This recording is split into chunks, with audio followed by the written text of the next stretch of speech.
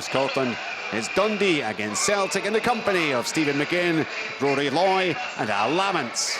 Yes, good evening everyone once more, and welcome to Dens Park, where there's a pretty dramatic pyro display going on away to our left, visiting Celtic fans with the green and white flares, and again it's an ongoing debate. There are those who are for it, there are those who are very much against it, but clearly it is illegal, and the SPFL have begun to clamp down on displays such as we have just witnessed away to our left. But in any case, it doesn't look like it's going to delay the start of the game. The smoke hasn't drifted over the park, mercifully, so Dundee, by their own admission, will need to be even better than Thursday, when they were unfortunate, in many people's view, not to take all 3 points against Rangers. Celtic are a completely different beast, of course.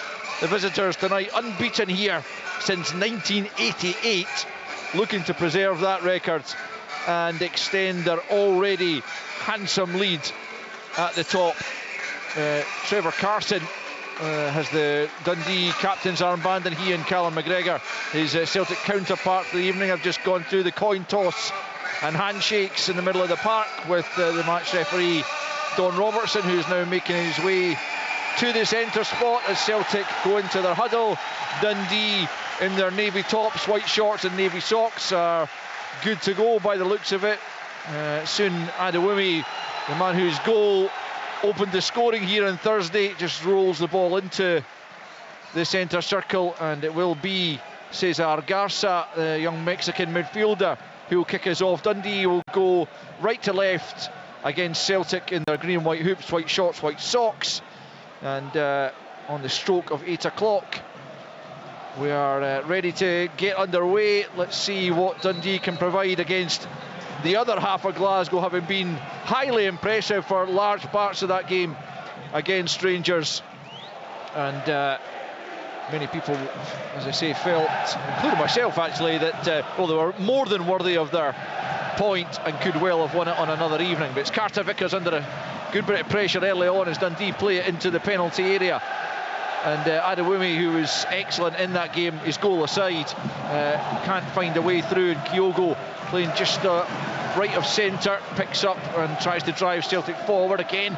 Celtic just getting caught in possession. Bernardo looked like he was being fouled there, but referee allows play to continue. Dundee pick up, it's Silla, and now Mulligan up towards the penalty area, right hand side, just checks back and knocks it back to Garza. Garza back in field to Silla, bringing it back to the halfway line, and now it's Donnelly, who returned to Dundee just ahead of that Rangers game, made his first start in his second spell, having signed permanently this time, and he's back in from the start at left centre back.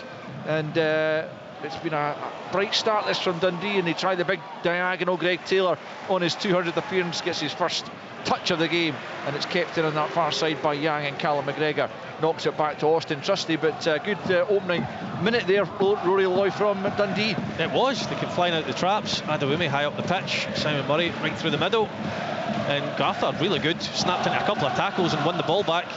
They've turned the ball over now, Dundee, and Celtic have got a little bit of calm possession, but you know, really positive start from Dundee. Carter Vickers out to this near side, the Celtic right. Johnston slides it forward for Kyogo. It's too much in the pass from the Canadian, who will, you would imagine, soon have Nicholas Kuhn available on that right flank once more. But it is Kyogo. I was interested, Stephen, I said against Ross County, to me it looked like Kyogo didn't quite play on the right flank as Nicholas Kuhn does. It was more tucked in behind Adam Ida, but the way he started this game, he is more out on that right flank, just at the moment at least. Yeah, I think because of the way Dundee have started, he's more in kind of defensive shape. I actually really enjoyed Kyogo's performances. It's a lot of the time that the stat comes up mid-game and it'd be Kyogo touches, and they'd be very, very limited. It was probably the most amount of touches he's had in a game, and he was able to kind of show his quality, because apart from being a very good finisher and an important goal scorer for Celtic, he's a very good player, and it was great to see him being so involved in the build-up play. Yeah, 1-1 actually at Armand Vale between Livy and Airdrie, the league's bottom side, Championship's bottom side. Have got a goal back, and Dundee have got themselves a throw in high up the park, and it's going to be a long throw by the look of it from Aaron Donnelly from this left hand side, about 30 yards maybe from the corner flag. In it comes from Donnelly out towards the penalty spot. It's missed initially, and a flick on there and into the arms of Kasper Schmeichel. It was Simon Murray who was closest to it. Might well have just got a glance on it, but not enough to divert it past the Celtic keeper. But it had him worried. 3 minutes in, Dundee 0, Celtic 0. It did indeed. It was a late run from Simon Murray. Times it well. The ball bounces, which, you know, as a defender you never want it to do, and it was difficult to tell just how much of a purchase he'd got on it from where we were sitting, but obviously it wasn't enough, and Kasper Schmeichel gratefully catches the ball. But it was right on the goal line, wasn't it? He had to wait and to see what happened off the head of Simon Murray before he could react, and fortunately for him, he didn't have to adjust his stance all that much to clutch it. I think he'll be disappointed when he sees it back, Al. I mean, you think that type of chance that you're wanting to fall to Simon Murray, and just didn't seem to get the connection he was looking for on the header. 0-0 then, as Luke McCowan on his return to Dens Park. He got 3 goals this season for Dundee before making the move towards the end of the transfer window in the summer. And as the guys were talking about pre-match, he's certainly made an impression at Celtic. Here he is picking up once more right hand side. He's probably played more games, as Rory said, than he might have imagined, as Taylor sends it in, and there is Luke McCowan with the opening goal after just 4 minutes. A subdued celebration from Luke McCowan, and not from the Celtic fans and not from his teammates, as Greg Taylor picked him out in the penalty area, and his header back across goal makes it Dundee 0, Celtic 1. Well, it's 2 of the players we were speaking about before the game. Greg Taylor in his 200th game, a brilliant pick out in that late run in from Luke McCowan. Initially I'm thinking he's going to try and head it across the goal, but the quality, he's just used the pace of the cross from Greg Taylor, and he's just directed it into the corner. Trevor Carson can do nothing, and from a bright start, Celtic just showed the quality there. Yeah, absolutely fantastic. Do you know what I love? There's an embarrassment of riches out there for Celtic, and it's the 2 Scottish lads who combine unbelievably well, show great vision and execution in the finish. McCowan drills the ball into Taylor, and Taylor's great at that, you know, picking the ball out to McCowan at the back post, and very respectful in his celebrations as well. Yeah, he was, but that won't be too much consolation to the Dundee fans who have watched their side fall a goal behind in the opening 5 minutes here. Luke McCowan's 5th in a Celtic jerseys, 8th of the season all told, including those 3 he scored for the Dark Blues before leaving. And yes, it was a subdued celebration, but he has put his new side ahead, and already it's a big ask for Dundee to recover from that, but they are back inside the Celtic penalty area. Murray, though, can't get round Cameron Carter-Vickers. It's a long way round him, and he just shepherds the ball out of play for a Celtic goal kick, and the visitors lead by a goal to 0. Here's Johnston then at right back, just plays it back to Carter-Vickers, and Schmeichel now back inside his penalty area, out to Johnston.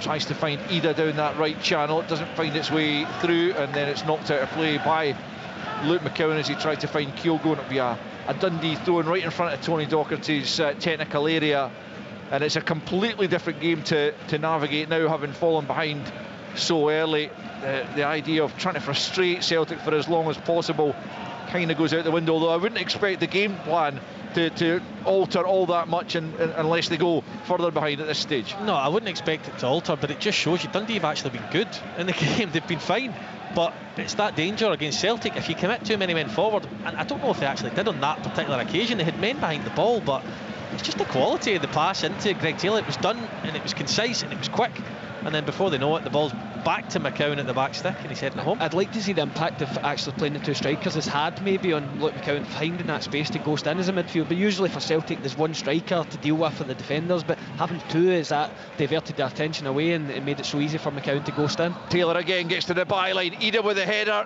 Carson just realised that was going to head wide of his post, but he does keep it in, but not forced into the save on this occasion. But he could do nothing about Luke McCowan's header a few moments ago after that terrific pick out from Greg Taylor. A 6th assist for the fullback, for the season on his 200th appearance for Celtic, and as Tyrone was pointing out to Brendan Rodgers, you don't get to 200 for Celtic as Simon Murray hits the deck inside the penalty area.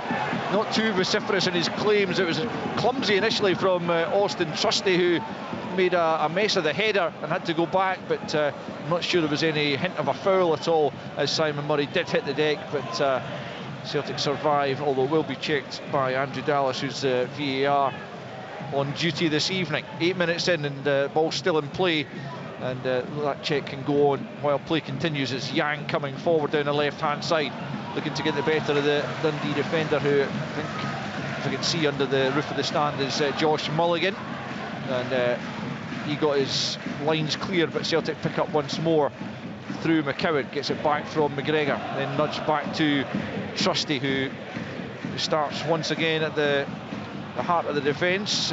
Fourth consecutive start, having won his place back from Liam Scales after the game at Ibrox. Here's McCowan on the halfway line. Back with Carter Vickers, who again just plays it back to Kasper Schmeichel. First time out to Trusty. Trusty just inside his own half, plays it up the left hand side for Taylor. Back once more with Trusty, left of the centre circle, just on the halfway line. Allowed to advance, and then Garza comes forward to him, and the ball's played forward to Bernardo, and then Taylor picks up, just spins away from Silla and plays it back to Trusty. On the halfway line once more, the American international just evades Simon Murray with the pass and finds McCowan out to the right hand side for Johnston. Celtic looking to extend that 35 game unbeaten run here at Dens Park, which does extend back to the late 80s. Kyogo couldn't take the ball under his possession there, and Silla, who was one of many Dundee players who were excellent against Rangers, just knocks the ball back. Trevor Carson then clears up towards the halfway line. Callum McGregor able to nod it down to Johnston on the right hand side. He just loops it forward. Donnelly's underneath that, just at the edge of his own box. Adewumi tries to help it on. McGregor doesn't get enough on it, but Carter Vickers holds off Murray. Great strength. It's just so difficult to get the better of Cameron Carter Vickers. I don't think many strikers have managed it this season. Yeah, he's strong as an ox. Trusty lost his footing again there. I think he did as well when he had that really poor header defensively. Here's Bernardo into Kyogo inside the penalty area, just trying to get turned and get the shot off. He just lost control of it, and Dundee able to clear up towards the halfway line. Carter Vickers penalised this time for his challenge on Simon Murray, who will not be undeterred by losing out in a couple of physical battles against Carter Vickers. He'll keep going until the 90th minute, or until he's taken off, as he was against Rangers on Thursday. Perhaps I was kind of surprised he was replaced, but he'll give his all while he's out there. 11 minutes in almost, and it's Dundee 0, Celtic 1, and Celtic have a throw-in deep in their own territory, right hand side, and Celtic with the upper hand in these early stages. Yeah, just go back to the goal as well. Just touching on Greg Taylor, at Kilmarnock under Steve Clarke, it was, that team was all about work ethic, and it was all about doing your best for the team and things. But you see, coming to Celtic and being asked to play as an inverted fullback, he's shown what a fantastic football player he is.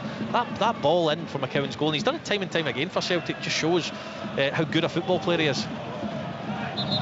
No, absolutely. I was raising that particular issue with Packie Bonner recently, just in light of the speculation or the reports linking Kieran Tierney with a return, and that's that role that Ange Postecoglou certainly introduced at Celtic, and Brendan Rodgers has persisted with because Greg Taylor's so good at it.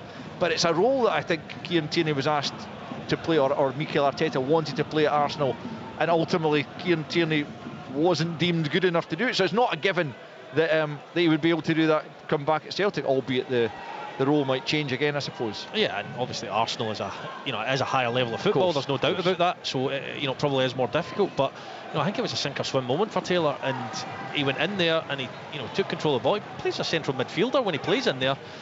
Tierney's obviously, his attributes are he's quick, he's strong, he gets down the outside. But Taylor's certainly suited to coming in the park.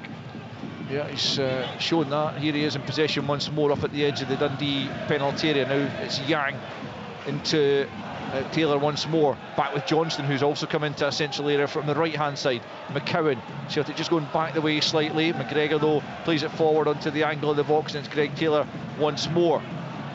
knocks it back to Bernardo, but 20 yards from goal. He's played into McCowan. It just comes off the referee there, and it will be a drop ball in Celtic's favour, about 25 yards from goal. Play resumes with Callum McGregor picking up.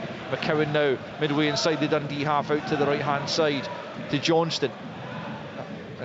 McCowan once more back to Trusty, and then Taylor. Celtic playing the game in the Dundee half just for the moment, as Taylor then goes back to Trusty on the halfway line. Square for Cameron Carter-Vickers. Then out to McCowan, the goal scorer this evening, who's given Celtic the advantage in the early stages. Remember, one apiece between Livingston and Airdrie, 0-0. Dunfermline Ayr. We've got Brian McLaughlin at that one. He'll give us any goal updates as Kyogo tries to thread the ball through. That's cut out, but it breaks to Johnston, right hand side, into Kyogo once more. Donnelly clears, and Silla will try and pick up. He's surrounded by a couple of Celtic players, but he's very composed on the ball, Mo Silla, as well as being an enforcer in there, and he plays it forward now, looking for Murray, but Trusty's managed to deal with that, and then Trusty goes down. Did Murray catch him, Rory? I think you probably saw that better than me. I do think it was accidental. Whether that's relevant in this instance, I'm not sure, but I think he swings his arm up in protest to the rest of his team to say, come up and help me press, and he catches him in the face. As I said, it was accidental. Whether that's relevant in this situation, we'll soon find out, because he does catch him. Yeah, I'm not sure how much Don Robertson saw of it. Play has stopped, but it will again be checked by Andrew Dallas. Simon Murray offering an explanation and a handshake to Austin Trusty. I think he's pretty much accepted it, but yeah, I must admit I was following the ball, so I didn't really see the contact, but I can imagine what you're describing, Rory. Simon Murray does does gesticulate as a player. Saying to his team, come up and help me press. Absolutely. And he doesn't see Trusty behind him.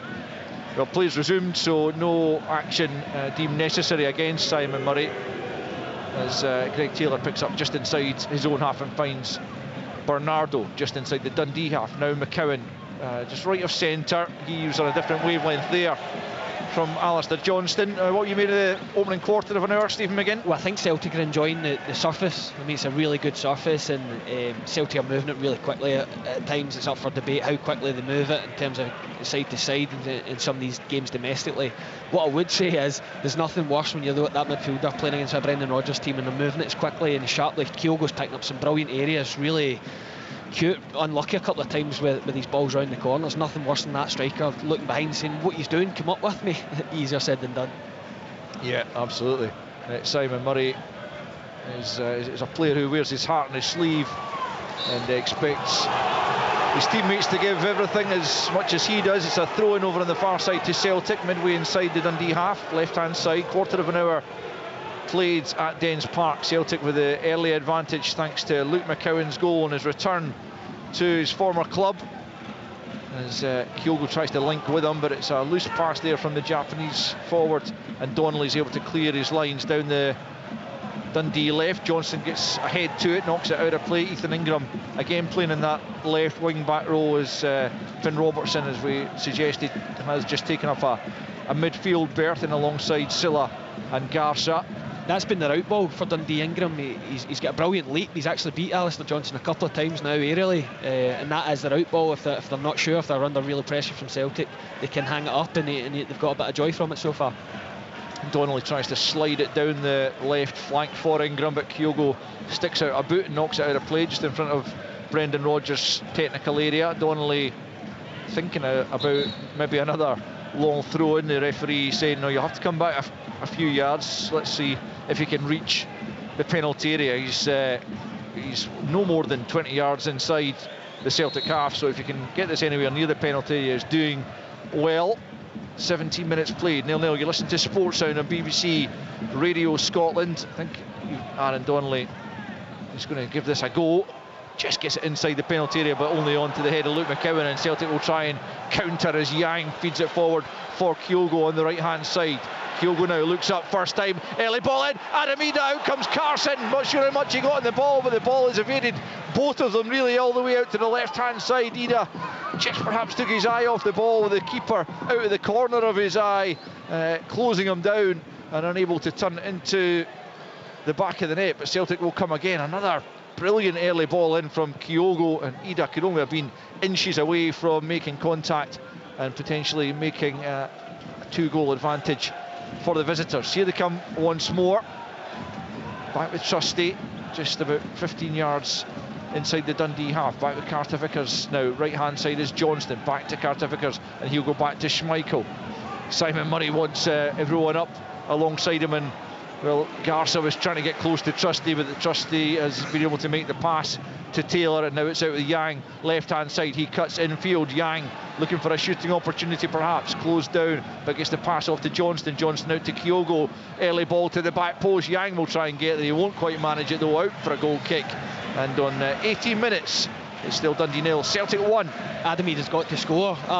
It's a brilliant breakaway from Celtic. You can understand why Dundee try and put it in. They've had the Simon Murray chance.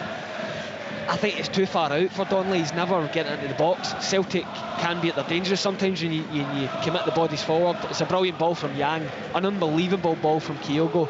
Whatever you think Adam Ida, frustration about 90 minutes, but game's opening up, you'll not get a better chance. I think he takes his eye off it. He's worried about Trevor Carson going out, who's credit to Trevor Carson, he's kept his team in the game, but Adam Ida has got to score.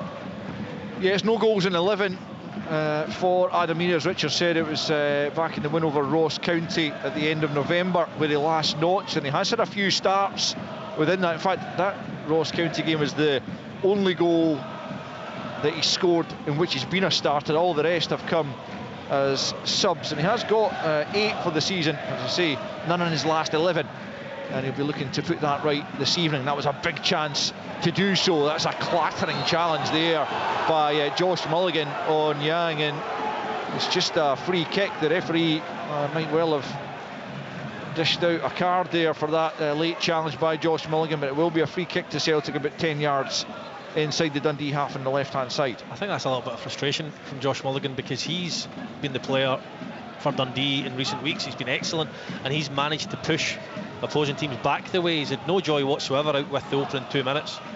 Here's Taylor from the left hand side into Ida, takes a heavy touch though, and it's gone straight behind for a goal kick, and Trevor Carson will launch this one forward. They're an absolute joy to watch though, Celtic, they really are. I mean, Dundee think they're okay because Adewumi, you know, when they've not got the ball, drops in McGregor, and then you've got Silla and Gartha on Bernardo and McCowan, and they think they're set, they think they're okay, but because Kyogo comes in the pitch, their rotations are so good, they pass the ball so crisply that it just puts Dundee at 6s and 7s, and they attack so well. I like how you're persisting with the Spanish pronunciation of Garza rather than the Latin American one, Rory. That was Billy Dodds, take it up with him. It wasn't me that was questioning your pronunciation of, is it Garza? Garza, I'm just saying Garza because he's Mexican, and I think that's how he'll say it, but far be it from me to judge you. Here's Alistair Johnston out to Kyogo, right hand side, well advanced, and Johnston getting further advanced, ball in towards the back post, just too much on it for either Ida or Yang, but Johnston, as he proved the game for the opening goal against Ross County, his deliveries from the right hand side are also just sometimes just on a plate for the striker. Not quite on that occasion, and after 21 minutes it's still 1-0 Celtic. He's such a powerful runner, and he's so good at the timing of the run that it's almost impossible for Finn Robertson to match the run and stop the cross. And also Kyogo doesn't want to get out the ball on the touchline and try and take his man on. It's not his game. It's absolutely ideal for him just to roll it into Alistair Johnston's path, and with the form he's on, the quality of his crossing, he'll probably be a bit disappointed with the end product. Almost at the quarter point in the game, and Dundee's still very much in it, but I think, as we pointed out before, this is a completely different test to the one they faced on Thursday and the one that they were very much up to on Thursday. But Celtic are a different animal to Rangers, certainly, and they already have the goal advantage. But here's Ingram trying to do something about that. Comes off Carter Vickers and behind for a Dundee corner, and here's an opportunity for them to get back on level terms, as Ross County were able to do, albeit from the penalty spot at the weekend. And it'll be Finn Robertson to, on this left hand side, send one into the penalty area, and Dundee looking to draw themselves level. Celtic have only conceded 8 goals all season, looking to ensure that stays the same over the course of these 90 minutes as Robertson, right-footed, sends it into the 6-yard box. It's McGregor who bravely gets it away, and then helped on also by Greg Taylor under significant pressure, both of them, and it's seen out of play on this near side by Yang. McGregor doing well at that near post to get the ball clear, and here he is picking up from the Alistair Johnston throw-in near side. Celtic right, midway inside his own half. Carter Vickers then laying it back to Kasper Schmeichel, who quickly plays it on to Trusty, midway inside his own half, bringing it forward towards the halfway line, looking for options, and he comes out to the right hand side to Johnston. Rory, Simon Murray's moaning at Garza for not coming to press Trusty when Carter Vickers passes the ball, but he's been stung with it twice already. He's went to press him as Alan Johnson picks the ball up. Yeah, in a good position. Johnston into the box, off the crossbar from Bernardo as he arrived late in the box. Another terrific pick out from Johnston, and he came in, and from about 10 yards it was a decent header from the Portuguese, but just too high, clipped the crossbar and over it went. 22.5 played. Dundee 0, Celtic 1. It's nearly a carbon copy of the move before. Kyogo again. Alistair Johnston makes that inside run so well. Brilliant way to pass from Kyogo. An unbelievable ball from Alistair Johnston. It's on the money. Brilliant timing in the run for Paulo Bernardo, and Dundee have rode the luck. It should be 2-0. Paulo Bernardo makes brilliant contact with it. Probably can't do much more, and Dundee survive. Yeah, they do. As Greg Taylor picks up midway inside his own half, at Dundee not having nearly as much joy coming forward as they did on Thursday, and this is going to be tough to get anything from this game as they look to try and get back into the top 6. They've actually, coming into this game, were in exactly the same points tally as they were at this stage last season, when they of course did make the top 6. But certainly performances have been good when I've seen them of late. McCowan on the right hand side picks up possession, tracked by Donnelly. Celtic forced back the way to Schmeichel, and now Trusty. He's moaning again, Murray, and he's just got to accept, Simon Murray, that you're not going to win the ball back that high up the pitch against Celtic, and if you try and do it, they're going to pick you off and they're going to punish you. Here's Yang, far side, trying to get the ball into the penalty area. As well matched there by Mulligan. It's now with Taylor on that left hand side. Silla breaks play up and then moves away from Yang, and trying to do so from Bernardo. As he managed to keep that ball in play? No, the assistance flag goes up on that far side. But Mo Silla, Rory and I were talking about him last week, Stephen. He is a player who, the more I see of him, I mean, I think he's just getting better and better every time I see him. Yeah, absolutely. He does that part of the game so well, reads it and breaks things up, and I thought he did the same. I thought he did an excellent game. I think just going back to what Rory's talking about, Simon Murray, this is a very young team. There's only 3 or 4 of them experienced, a lot of 19, 21, 22-year-olds. Garza so early into his Dundee career. That's what Celtic want you to do. They want Garza to jump out late, and Garza can only jump if the defenders are coming up with him. He's got to show more patience in his team and recognise how difficult it is for that 3 in behind them to be shuffling side to side and get up and support him.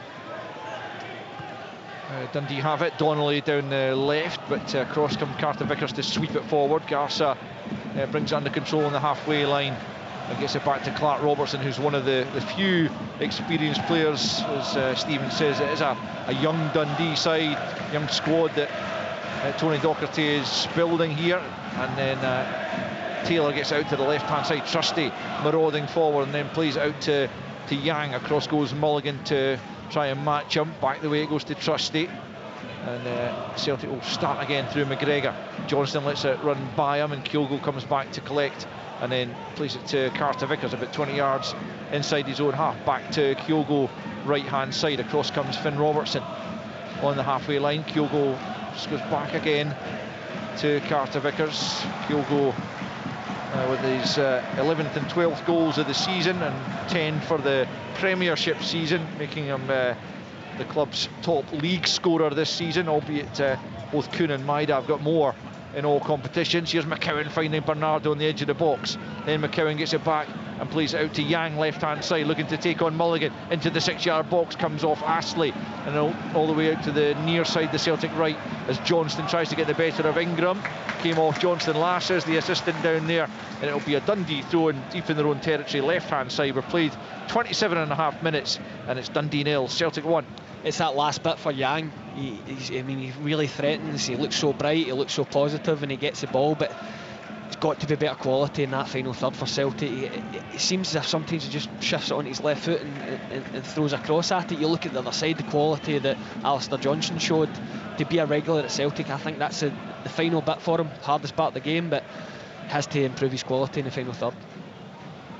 Just one defeat in the last 4 for Dundee. That was here in the Derby match. We've won a couple and drawn against Rangers in that period, but they'll face United again on Monday in the Scottish Cup at Dens Park. We'll have that one live for you right here on Sports Sound on BBC Radio Scotland, and all the Scottish Cup action over the course of the weekend as Yang's played a dreadful ball back the way it was intended for Trusty, and Schmeichel's just managed to keep it in, preventing it going from a corner, but Taylor couldn't keep it in on the far side, and it'll be a Dundee throw-in down near the corner flag on the right-hand side. Quickly taken by Mulligan, back the way to Garza, and then Astley.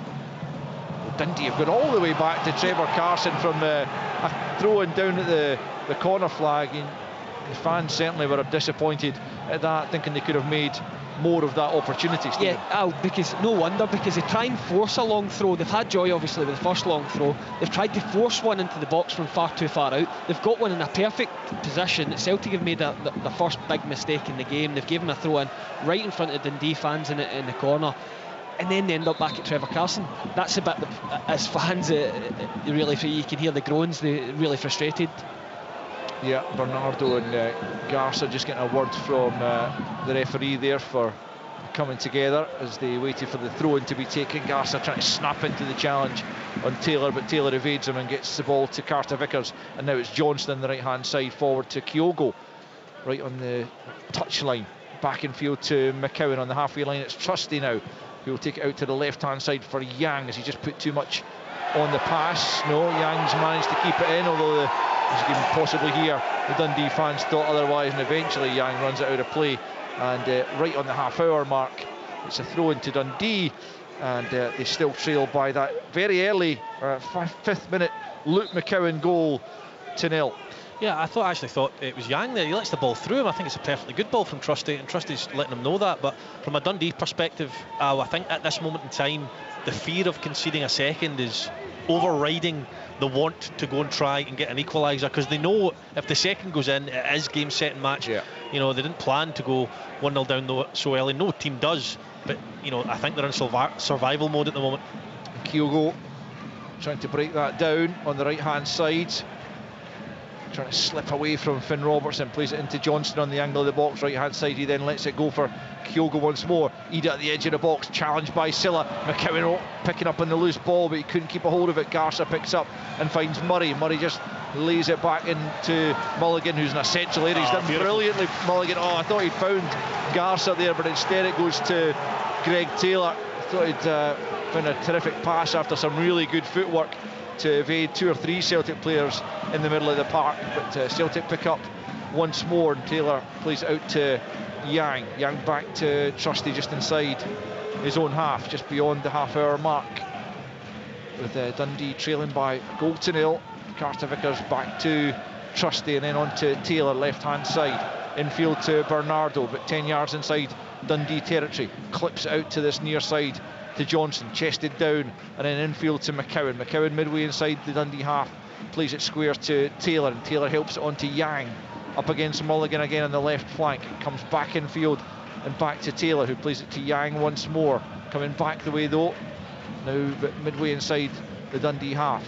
Exchanges passes with McCowan once more, then plays it into the feet of Kyogo, who flicks it on for Ida. Back with Kyogo, good intricate play. Now it's McCowan on the edge of the box, and he finds an angle for the shot. He tries to reverse it and catch Trevor Carson out, but Carson read his intentions. It gets down to his left hand side to prevent that going into the bottom corner. 32 played, Dundee 0, Celtic 1. Listeners won't be surprised to hear me say about Kyogo's sharpness and his quickness of mind, but he's been superb in those areas. Such a brilliant little flick round the corner. And to think that maybe injuries has opened up, that Kyogo has to fill in it out wide, I think it gives Brendan Rodgers something else to think about. And you think about going into January, would they need to recruit a winger?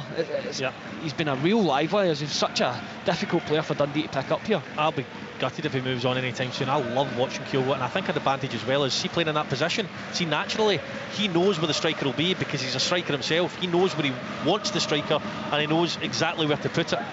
Murray trying to find Adewumi inside the penalty area. Carter Vickers again just able to get his body between man and ball and shepherd it out, but Adewumi's performance tonight probably typifies the difference between tonight and Thursday night, because we've barely seen him, whereas he was building on to a man of the match performance by this stage on Thursday's game.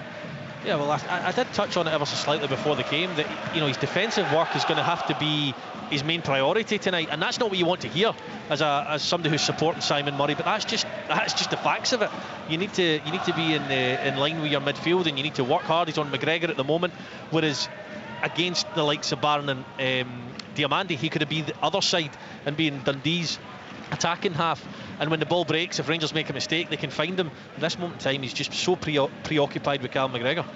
Just over 11 minutes left in the first period. Celtic knocked the ball carelessly out of play on the far side. Dundee throw in. What I would say, that incident there with Adewumi, with every other defender in the league, that's a dangerous situation. Cameron Carter-Vickers makes that look so easy. The confidence he has in his body and his physical strength just to shield that out of play. Most defenders in that league, I think, play that out for a throw into Dundee. Yeah, it's a fair point. As Dundee clear the lines off the head of Johnston and out for a throw in on the halfway line left hand side. Ingram just leaving it for Donnelly, quickly throws it down the line, looking for Murray. Up goes Carter Vickers, who again, he's not the tallest central defender, but he wins so much in the air as well, as Donnelly picks up once more, feeds it down the left. Adewumi may or may not be offside. Play continues at the moment anyways. He knocks it back to Ingram left hand side. Ingram had a chance to get that in and then delayed, and now the flag goes up and the move is over, and the offside is given. I think Adewumi probably just was offside. That was my instinct as it was played forward, and Celtic do get the belated decision. But I thought Ingram could have just swung that into the box before his marker got back on him. I think that'll be a message from Tony Docherty. They're working so hard behind the ball. They're trying to frustrate Celtic as much as possible, but from that throw in, and I know it's offside, but Ingram, just put the ball in the box. It's the only way you're going to cause Celtic problems. They want you to try and play through them. They don't want you to just go and fly across in when you've committed bodies into the box. Celtic's defeat at Ibrox on the 2nd of January was their only one in the last 37 domestic games. They are pretty much imperious, home or away, in Scotland. What was your fact involving 1988, Al, the year I was born? Was it? Well, yeah, it was good for you to get that one in. That was the last time Celtic lost at Dens Park. Wow. That's a long time ago. Yeah, they lost at Celtic Park against Dundee back in 2001 as Garza chases a ball through. In fact, it was Adewumi chasing the ball through, but all the way through to Schmeichel instead. Yeah, they lost in 2001, 2-0, Fabian Caballero double on that occasion. But here at Dens Park, it was back in '88. Tommy Coyne scoring against his future club for Dundee on that occasion. Did get a 0-0 here in my time. Yeah, there have been a few draws. Couldn't quite get the win. Let's see, there have been 7 draws in those 35 games unbeaten at Dens Park, but 28 Celtic wins in that spell, and they're on course, not quite halfway towards another one of those this evening, but they're looking a good bet for it, as Trusty has it on the halfway line, just entering Dundee territory now. Now it's Taylor from a similar position from which he found McCowan. He's trying to do the same again at the back post, but this time Ingram was equal to it, and he nods it behind for a Celtic corner, right hand side. McCowan was thinking about trying to take it quickly, but Dundee got men over to track Paulo Bernardo, and so they'll just delay now, and looks like McCowan's going to send it into the area. Greg Taylor making a run, but McCowan again just delaying a little bit further. They've got everybody back, Dundee. They don't have one player up the pitch. Understandably, certainly don't want to lose a second before half-time as McCowan, left-footed, sends it in from the right. Carson gets something on it, but there was an infringement in the penalty area, not on Carson, but it was Carter Vickers who was penalised, I think, for the challenge on Silla, who's down on the deck, more or less on the penalty spot, and that's what Don Robertson has spotted. And so with 7.5 minutes left of the first period, it's still just a solitary goal lead for Celtic, and Dundee, if nothing else, will be pleased that the game hasn't got away from them despite having conceded just quite so early. Yeah, absolutely. I mean, they've done well to stay in the game. Stephen touched on it earlier. Celtic should be 2-0 up. Bernardo, I think he should score. I know Stephen maybe thinks he's done all he can. I think he should score. Ida has a great chance as well. I know Stephen thinks he should score that one. So they've rode their luck, Dundee. But as long as it's 1-0, you know, they'll feel okay going into half-time. But they're going to have to at some point, you know, get a little bit braver and try and get at Celtic to score a goal. But I don't think now is the time. No wins in the last 3 at home, actually, Dundee. As Aaron Donnelly is going to try a long throw this time from the left-hand side, maybe, well, midway pretty much inside the Celtic half. Here it comes from Donnelly, left-hand side. McCowan doesn't quite get there, but he was nudged in the back, according to the referee, and it'll be a Celtic free kick. Dundee kicked the ball away to prevent a quick free kick being taken, but Dundee really haven't threatened Kasper Schmeichel at all, you would have to say, Stephen. No, I think the one from really early on, I think when Tony Dock and Simon Murray watch it back, I think he'd be disappointed. That chance to fall to a striker so early, I think he'd be disappointed he never made more of it. It's been long throws, diagonals to Ingram, and try and get knockdowns like the ball bouncing in the box. But from losing a goal so early to Celtic, I mean, I think anyone in Dundee would have taken 1-0 at half-time, something to build on. They are in the game, they're competitive enough, they've got a brilliant energy about them. I think that comes with pros and cons about the age of the team. They've got a brilliant energy, and they've got a lot of work to do in the second half to stay in it. Trusty needs to change his boots at half-time. That's the fourth time. He was under no pressure. He was never going to concede a chance, but he slipped again when he was on the ball. So I think he needs to have a look at his footwear at half-time, because he's the only player out there that seems to be slipping. Yeah, Kyogo here with his back to goal inside his own half. He's ushered further back by Ingram, and then plays it square to Trusty, out to the left-hand side for Taylor. Dundee need to, as we say, make sure they don't concede again, but Celtic trying to find a second, and Yang's won the corner on the left-hand side. 5 minutes of the first period remaining, plus any added on time. There haven't been any real stoppages. We might get a minute maybe at this stage, but corner about to be taken by Paulo Bernardo. I think I can see him just through a little gap in the stanchion of the stand, which pretty much obscures our view of that area of the park. The sooner Dundee move to a new stadium and get a new commentary position, the better. As the ball comes in for Carter Vickers, he heads it away from goal, though just had gone ahead of the ball and couldn't change his body shape to get the header on target. And Dundee on the counter, it's led by Murray, and now it's Adewumi up towards the edge of the penalty there. Can he get the shot off again? Whoa, what a goal from Dundee on the counter attack. That is superb stuff. The equaliser out of absolutely nothing. Simon Murray for Garza onto Adewumi, who pops up with the equalising goal with 5 minutes until the break, poking it past Kasper Schmeichel from just inside the area. It's Dundee 1, Celtic 1. Wow, what a break that is. Simon Murray gets a huge slice of luck. Don't get me wrong, he tries to play it out to the right hand side. It gets blocked, it comes out to Adewumi, and how's that for confidence? Cameron Carter-Vickers, the best defender in the league. He squares him up, puts him on the back foot, opens up his foot, gets his instep round it, puts it in the bottom corner, and out of nowhere it is one apiece. I think Cameron Carter-Vickers should score at the other end. I don't know if he mistimes the flight of the ball. He just seems to get caught under it, but it's a brilliant break from Adewumi. The one thing from the Celtic point of view, I think it's Alistair Johnson. Yeah, I think the message for I think he's got to show him wide. He's got to show him on his left foot. Adewumi just moves it so slightly onto his right foot, and it's a brilliant Johnson finish. squared up, was it? Johnson, Alistair Johnson, who you would think in the situation, but as good a players they are, you get them on the back foot. They're not really quite sure where the goal is. Adewumi, I mean, brilliant news for Dundee. They've extended his contract. He does so well. Yeah, fourth goal of the season in 2 games for Seun Adewumi, and just as we were saying, Dundee can't afford to lose a second before the interval. They've drawn themselves level, and it was a blindingly fast counter-attack led by Simon Murray. As you say, Rory, probably did get a slight break there when he tried to play it out to the right hand side, and it eventually came to Adewumi, who was lightning through the middle.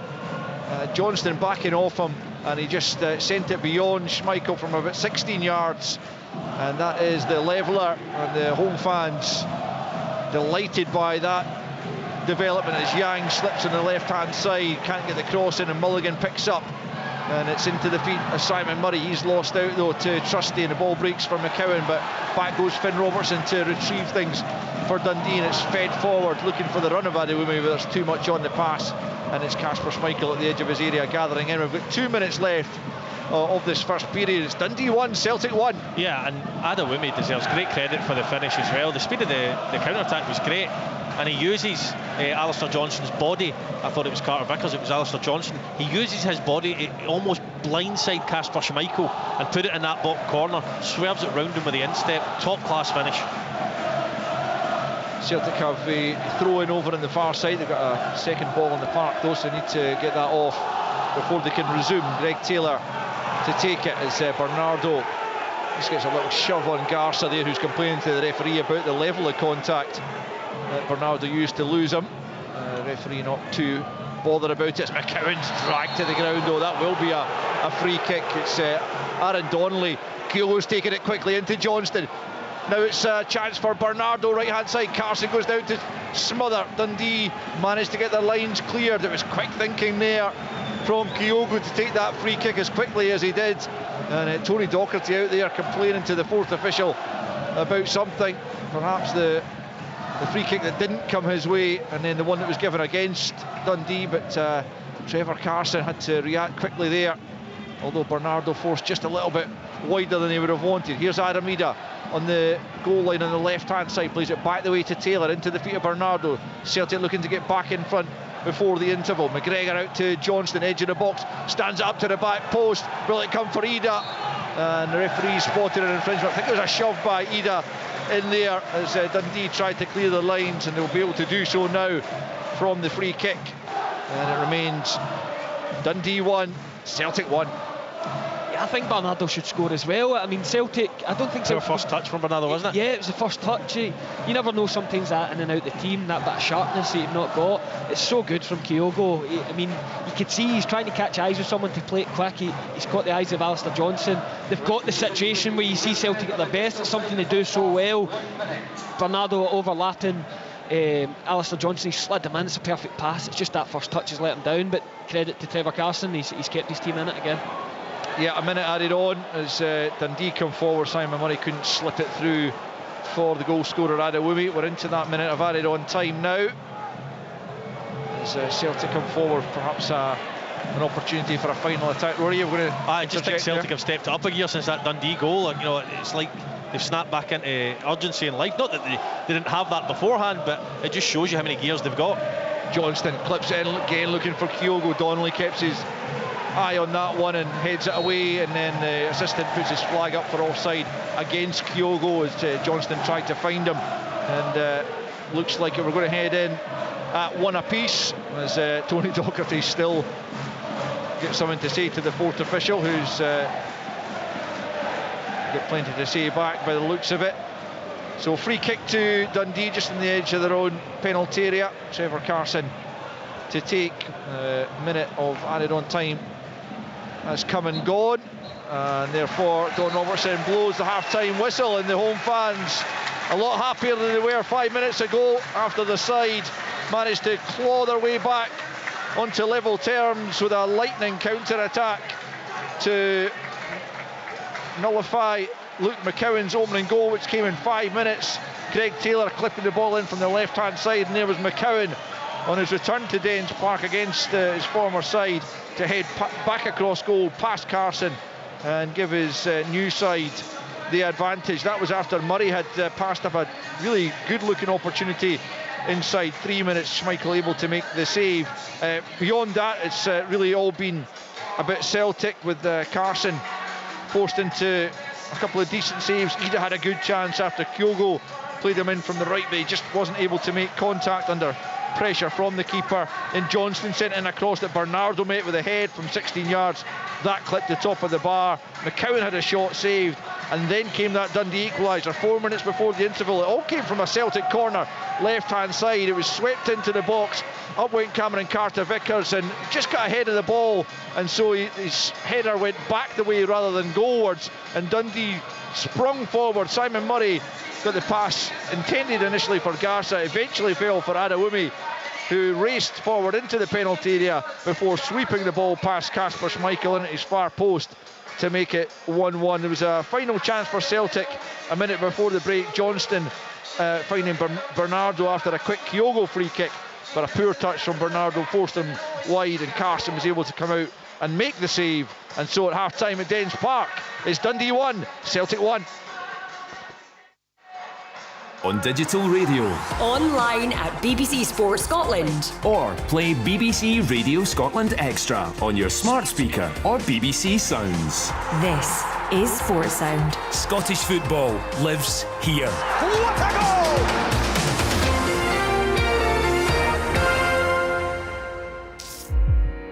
On BBC Sounds. Scotcast is a brand new podcast taking you beyond the headlines. For many people, this is an issue of equality. You know, there's several reasons why we get so animated about this discussion. Join us through the week as we chat about the biggest stories in Scotland. Is this the start, basically, of the 2026 election? Stories that affect this country, that affect you, who we are, how we live. What does it mean for, like you say, people's pockets? It's the podcast covering current affairs along with the big moments in culture, entertainment and sport. Scottcast with Martin Geisler. Listen now on BBC Sounds.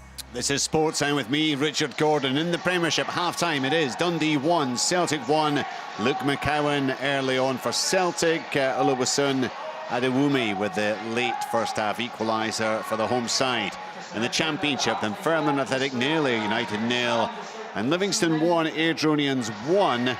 The early Livingston goal initially credited to Scott Pittman. It's now gone down as a Lewis Strapp own goal.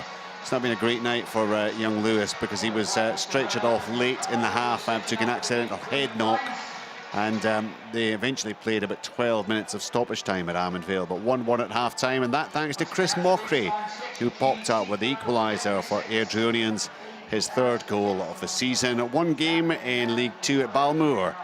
It is title-chasing Peterhead 0, Stranraer 0 in the English Premier League. Almost an hour gone in the first three matches. Brentford 0, Manchester City 0, Chelsea 1, Bournemouth 1, West Ham 2, Fulham 1, and at the City Ground it's Nottingham Forest 1, Liverpool 0 at half-time. 13th goal of the season for Chris Wood, who's just having an incredible campaign. And right now, live table, Forest are in second place and just 3 points off the top of the table. It's a remarkable story, not quite Leicester City from when was that, 2016 or thereabouts, but it's still incredible what Forest have been doing this season, and they lead Liverpool at the break. Remember, tomorrow night we'll have full live commentary, Rangers against Aberdeen, and then there's the Sports Scene highlights programme late in the evening with the action from Ibrox and also from Dens Park this evening. And on Friday night we kick off our comprehensive coverage of the fourth round of the Scottish Cup with Sports Scene live at Glebe Park for Brechin City against Hearts. All the ties right across the weekend, Saturday, Sunday and Monday night, when Dundee will again be in action as they take on United for a place in the fifth round. Right now, Rory Lloyd, Dundee are going to be absolutely overjoyed with the half-time scoreline this evening, aren't they? They are, without a shadow of a doubt, Richard, because let's be honest, if Dundee had limited Celtic's chances and had been a threat themselves, more so you'd be saying, good on them for getting back in it. Celtic have been far superior, and they should be a couple of goals up at least, but they've missed their two chances. Dundee have taken their one that's come along.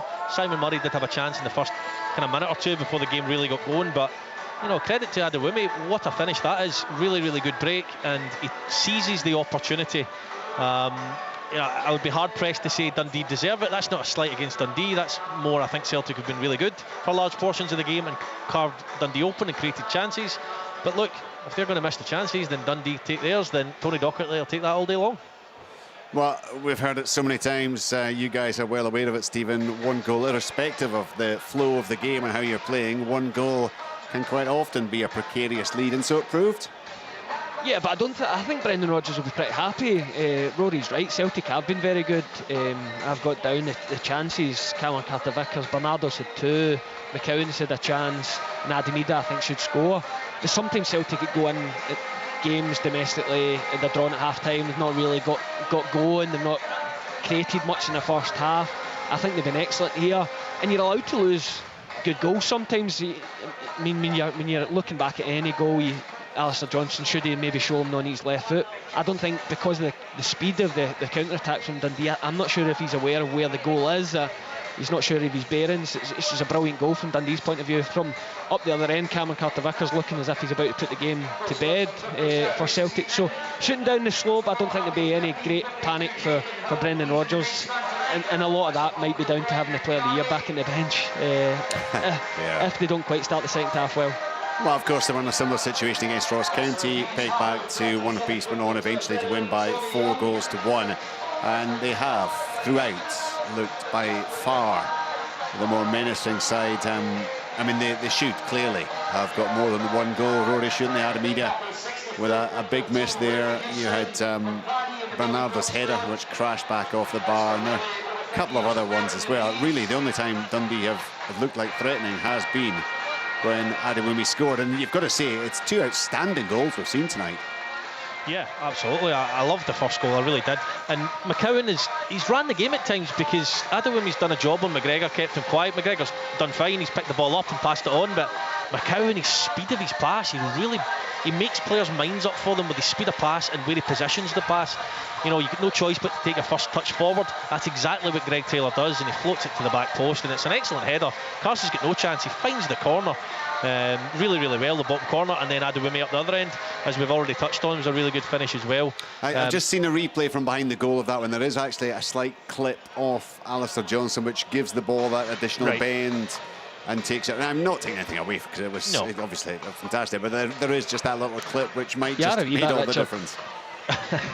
One thing I would say, Richard, is, you know, watching Celtic, they were excellent in that first half. They were really good and they created chances, but see when Dundee scored, you're looking again going, wow, they've got another gear again, because I thought it really cranked up, and I'm looking at it going, Celtic were playing well, but they can actually play even better. And I thought the 5 minutes between Dundee's goal and half time, Celtic really took it to Dundee and upped the tempo of their passing again. Not that it was slow to begin with, but I'll be interested to see if they've just poked the beast a little bit. Yeah, look, it's not just Stephen about tonight. It's not just about having Kuhn in the bench. It's about the history. This Celtic team, and for the recent years, and in fact right the way down their history, they generally, if they are poked, as Rory suggested there, they do respond in a positive fashion. So Dundee will be well aware that there is still potentially a very demanding 45 minutes ahead for them. Yeah, absolutely, and it was a funny moment just after Celtic Kyogo took that quick free kick and Bernardo got in. Just about every member of the staff and the Dundee bench is pointing their heads as if switch on, and you almost look at the players saying we are switched on, but they're so quick, that speed of thought, that is the big difference sometimes in these games, and they'll know Celtic are going to come. As I say, shooting down the slope, they'll be even harder again than it was in the first half. But they've now got hope. They've got a renewed energy.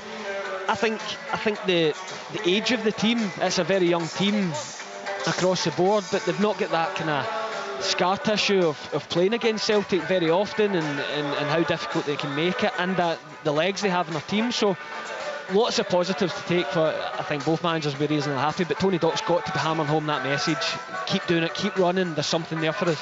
One big plus they've got, Richard, as well, is you get to 60 minutes, still one each. You've got arguably your best player on the bench coming back, who can add extra energy, extra legs, and I know he's young, but extra experience. He can score a goal as well. Seb Palmer-Houlden for me will come on inevitably at some point. He's slightly different to Simon Murray in that he's a bit bigger, he's a bit stronger.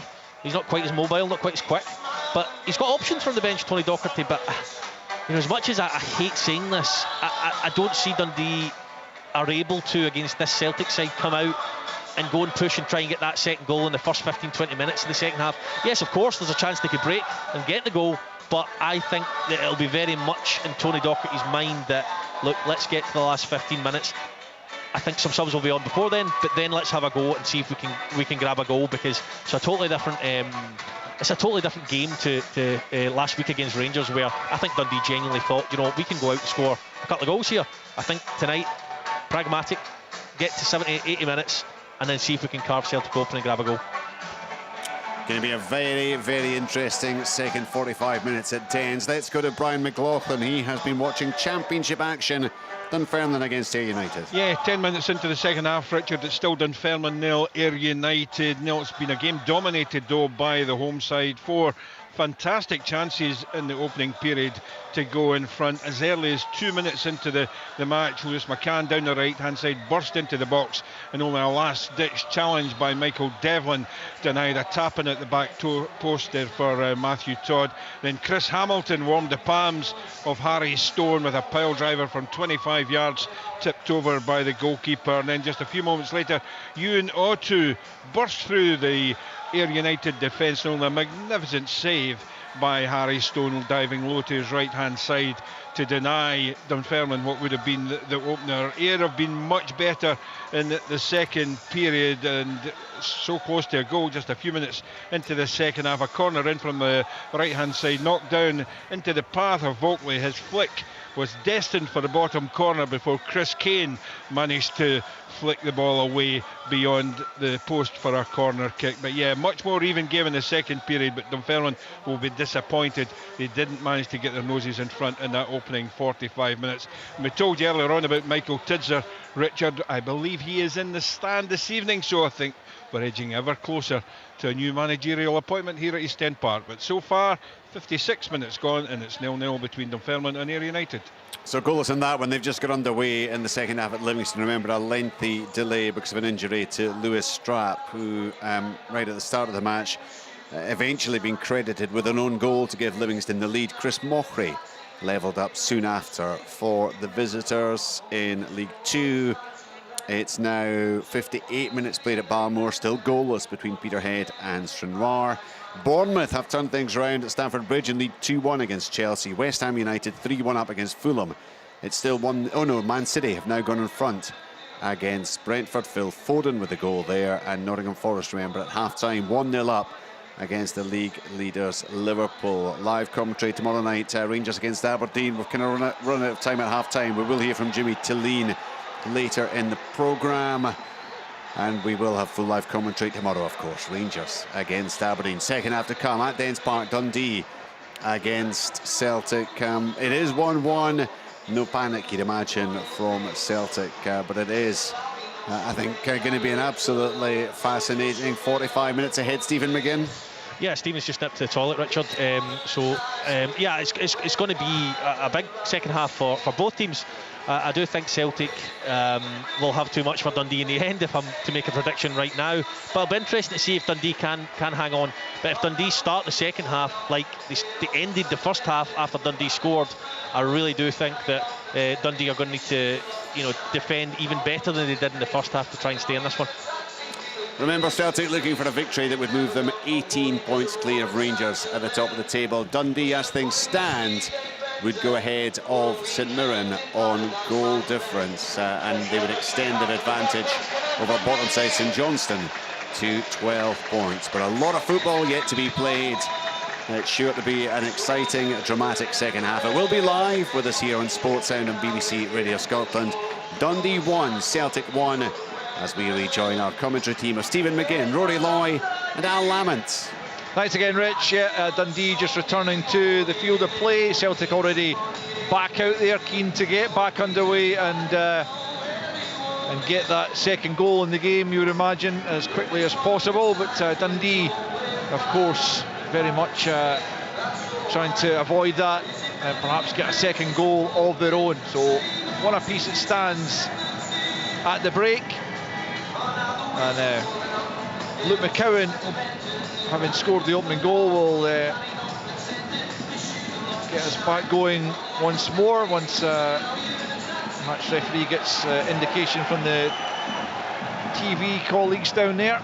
And we're back going, and Greg Taylor picks up possession early on, left-hand side, and knocks it back to Austin Trusty. Now Bernardo on the left for Celtic, coming from right to left in this second period. Stephen describing it as down the slope, and I said that not too long ago. One of the Dundee ground staff informed me there's not been a slope here for many years, but tell that to the naked eye. Anyway, Johnston back to Callum McGregor, and now Carter Vickers.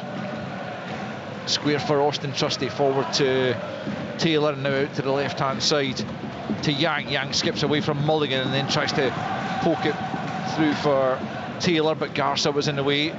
Mulligan gets it forward looking for Murray, but then Bernardo and Yang was actually caught there, and that is going to be at least a talking to here for Cesar Garza, if not a yellow card, because he rather hauled the winger back. He'll do well to avoid a yellow card. He really here. will, won't he? Yeah. I think he's going to. But yeah, it is going to be a free kick in a pretty dangerous position as for Celtic. It's just well, away from the angle of the left-hand side of the penalty area. It's kind of on the diagonal, about no more than 10 yards, so, and about 25 yards from the goal line, just a few yards from the touchline, I suppose, as Celtic will have the chance then to send this in. Kyogo makes an early run, and here comes Bernardo to actually take the free kick into a dangerous area. Johnston was there at the back post, didn't get the touch he was looking for, and behind for a goal kick, but that is an early opportunity for Celtic to get back in front, not taken by Johnston at the back post, and it's still Dundee 1, Celtic 1. It's an unbelievable ball from Paulo Bernardo. Alistair Johnston should score. I don't know if he doesn't catch the flight of the ball. Greg Taylor actually gives him a high five, Bernardo, because the quality of the ball's absolutely on the money. He's put it exactly where he's meant to put it, and Celtic should be back in the lead. Silla drops far too early in that defensive line. He takes 2-3 steps back as the ball's coming in, plays Johnson on side. Stephen's right, I think it was a bit of an awkward bounce, maybe put him off the flight on the ball. Murray hooks it forward from the right hand side. McGregor's there though to knock it back to Carter Vickers just outside the Celtic penalty area. Johnston picks up, 2.5 minutes played in the second half. 1-1 it stands between Dundee and the league leaders, the runaway league leaders, Celtic. As McCowan got the opening goal, plays it back to Carter Vickers, then infield to Bernardo, back in the halfway line to McCowan, just spins and plays it to Carter Vickers. There's been a goal at East End Park. We'll get to Brian McLaughlin just shortly, who will give us news of that once the ball is out of play here, as Mulligan stops Yang, but Bernardo picks up and forces it back to Greg Taylor. Back in field to Yang, midway inside the Dundee half. On the spin, it's Adam Ida, that's going to go past Trevor Carson, off one of his own players, and behind for a corner kick. Quickly, Brian McLaughlin, who's the scorer? It's a goal for Ayr United, and it's Jay Henderson on target. It was a cross into the box. Oakley's header came back off the crossbar. Oakley then sliced his effort towards goal, and Jay Henderson was there to tap the ball home at the back post. Dunfermline 0, Ayr United 1. Thanks, Brian. Celtic corner then, left hand side, after a bit of evasive action inside the penalty area. Almost sent it past Trevor Carson into his own goal. Carter Vickers couldn't react there as the ball fell on his chest, and it's cleared out of the penalty area by Dundee after a dangerous whipped in corner from Bernardo. Celtic keeping up the pressure in the early part of this second half. It's still 1-1 it stands, so a goal up. Ayr United in second place in the championship, and a goal up on Dunfermline. Livy and Airdrie still 1-1 as the diagonal this time from Greg Taylor has got too much on it for Yang. It's behind for a goal kick to Dundee, who've spent the opening 4 minutes of this half on the back foot, but it's still 1-1. Yeah, I expected Celtic to start quickly. It was another fantastic ball in from the corner from Bernardo. The quality of his set pieces in the second half so far have been magnificent. I thought Celtic would start fast, and Dundee just trying to soak up the pressure and get through as much of the half as they can, and then try and be a threat themselves and going the other way. Trevor Carson clears long over the halfway line. Trusty wins the header ahead of Simon Murray, but it's returned over the halfway line by the Dundee backline. Silla heads it on to Alistair Johnston. Johnston returns it, high ball. Clark Robertson's underneath it. This time Carter Vickers gets his head to it. Then Clark Robertson once more over the halfway line. Carter Vickers this time just side foots it to Trusty, who plays it out to the left hand side to Taylor. 5 minutes gone in the second period. You listen to Sports Sound on BBC Radio Scotland with all the action from tonight's only Premiership game between Dundee and Celtic, and Dundee having come back from a goal down, a level at 1 apiece in the early stages of this second half. They'll be looking to try and get themselves forward, but they've got a throw in midway inside their own half to be taken here by Ryan Astley, playing on the right hand side of a back three for the home side. Forward it goes, and Taylor gets his head to it. Robertson though picks up, Finn Robertson that is, finds Ingram, but he's been robbed by Johnston. Here's the Celtic counter up to the edge of the penalty area. Kyogo lays it back to Bernardo. Clark Robertson somehow got in the way, because that was net bound by the look of it, but Clark Robertson got himself into a good position and was able to make the block. And now here comes Mulligan going down the right at the other end. Callum McGregor with him. Mulligan turns back in field. It's Silla at the edge of the box. Into the area comes. Can he get the shot off? It's a weak one, and Schmeichel makes the save down to his left. It was going well wide anyway from Silla, but another good counter from Dundee. But Celtic almost grabbing the second goal of the evening for themselves. But yeah, you felt like it was coming. As you see, Ingram gets caught in the ball, and Johnson and Kyogo just fly together, and it felt like what one's going to overlap and then pick someone out. It's Kyogo goes round Johnson and picks out Bernardo in the middle of the goal. It's a brilliant block. Not sure who got the block in, but I think Paolo Bernardo's got to do a lot better with the finish. Yeah, it was Clark Robertson who was in the right place at the right time as far as Dundee are concerned. Sweeper effectively in the middle of that back three, and definitely picking up the right position just there as Callum McGregor gets it out to the left hand side. But Celtic are playing with real intent at the start of this second period, much as they were, as Rory said, immediately after being pegged back at the end of the first half. Here is Johnston out to the right hand side for the lively Kyogo, looking to get the better of Ingram. Near post ball, Adamida's in there, must be, it's Yang with the header, and Celtic are back in front. Yang forcing it home as Trevor Carson was grounded. Adamida at the near post wasn't able to turn it goalwards, but it bounced up, and Yang climbed highest to nod into their empty net right in front of the Celtic fans. And it's Dundee 1, Celtic 2. It all comes again from Kyogo. I think he's been the best player in the park. So bright, so lively. I said earlier, he doesn't want to be out in the wing facing people up. That's what he does this time, and it's the type of ball that Kyogo, the main striker's dreaming of. It's rolled across. I think Adamida should maybe do better. Trevor Carson seems to just do enough to not let Ida get full contact on it. It flies up in the air, and Yang hangs up highest and nods in a tap in. Kyogo he's phenomenal. He really is. I can't praise him enough. And you know, Stephen coaches at under 18 level at St Mirren, but any young player watching the game, you know, when you're doing drills and training where you're checking off markers and cones and doing passing drills and you're going through the motions and you think it's all for nothing, watch Kyogo. His little movement to the side to take the defender away, it's so deft, but it's so important at the same time. So you know, you could learn so much as a young player watching Kyogo, and the build up he does even off the ball, and then the ball across is pure quality as well.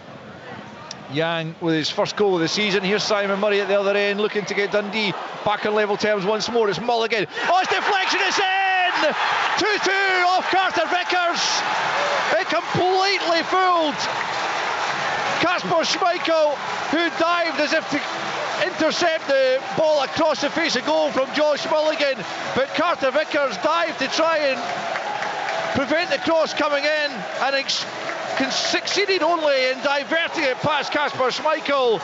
And within a couple of minutes of falling behind again, Dundee are level once more. It's Dundee 2, Celtic 2. Yeah, and he punches the ground in frustration, Cameron Carter Vickers, because he'll be very disappointed. He's very unlucky actually, but it's Trusty who I think gets caught out more so than Carter Vickers. And do you know what Josh Mulligan does well? He actually fakes the shoot, and that sells Cameron Carter Vickers to the ground. And then when he does shoot, of course it deflects in past a helpless Kasper Schmeichel. But I think Trusty's had a few moments tonight where he has looked a little bit unsure, and Dundee out of nowhere found themselves level again. It was only a little bump from Simon Murray, and it really put Trusty off balance, and from then it was all about Josh Mulligan. That power, since he's burst onto the scene, that is his trademark, that forward burst and run. I think he's actually tried to cut it back. I think it's a cut back, the deflections took it in, but it's all about his positivity. Just lost a goal to Celtic and wanting to bomb forward, taking advantage of the mistake from Trusty. Here's Kyogo looking for Johnson at the byline, cutbacks cut out by Donnelly.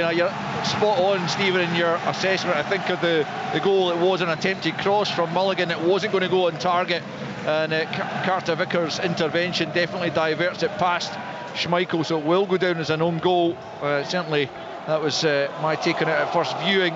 Yeah, no, I'd agree. It's just I think he does exceptionally. Oh, chance. Yeah, chance for Yang now as it's diverted into his path by Simon Murray. He was trying to avert the danger, but succeeded only in finding Yang. But Dundee have cleared the lines for the moment. I wonder, I suspect we're going to get more goals. 2-2 as it stands. Simon Murray, he's brought to the ground by Bernardo. I thought actually he'd fouled McGregor in the first instance, but that was let go.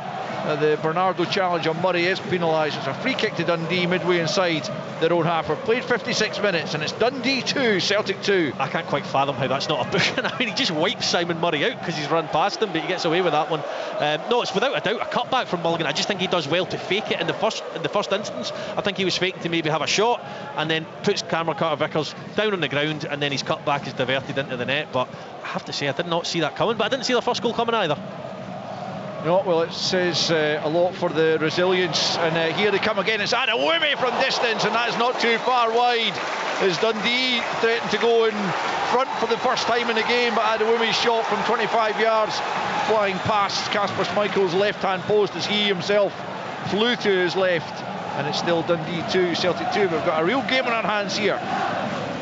Bernardo forward for Yang, who, as I think I was saying, got his first goal of the season, just his second ever Celtic goal. His only other came in a 6-0 victory over Aberdeen last season. That's him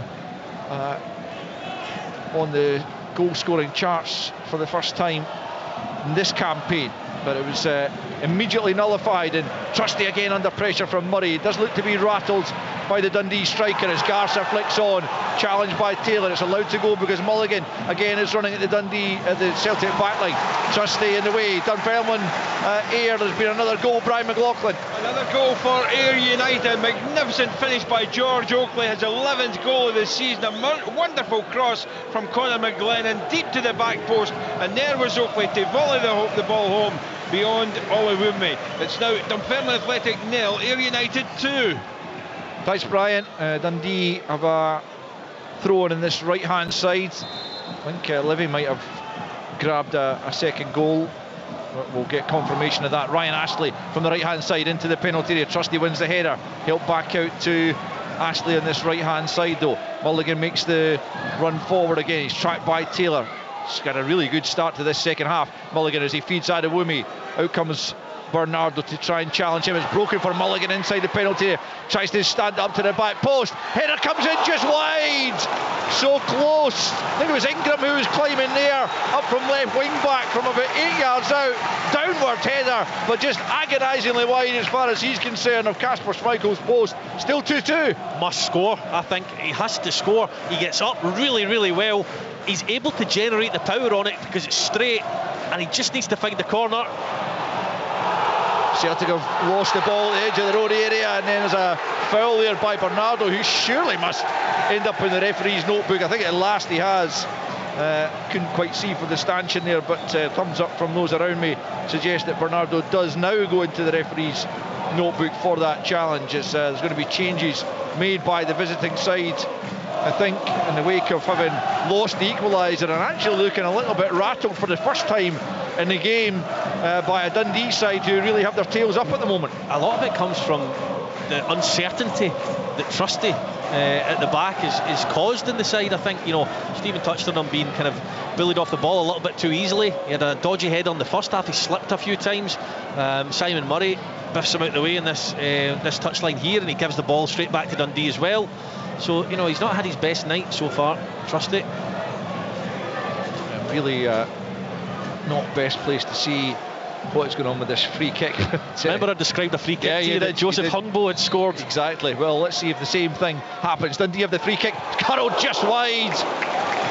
Very, very close. It was Finn Robertson actually who took that in the end. Very two-footed player, Finn Robertson. Took that one with the right foot and curled it just inches wide again, similarly to Ingram's effort just a couple of moments ago, just wide as Arne Engels prepares to come on for Celtic. might not be the only one, because Luke McCowan is coming off. Nicholas Kuhn, Arne Engels and Rio Hatate are all going to come on. Adam Ida's trotting over before his numbers even been shown, and Paulo Bernardo's the other player to come off. So a triple Celtic change on the hour mark.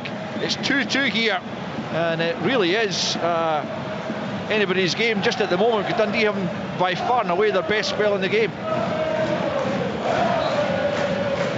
Adam Ida taking his strip off and immediately heading to the changing room. Not pleased. That's now no goals in 12 for the Irish striker. And yeah, it's been quite the start to the second half. 8,816 inside Dens Park this evening. Might be nothing to that at all. You know, there might be a perfectly good reason why Adam Ida's got up the tunnel, I'm sure.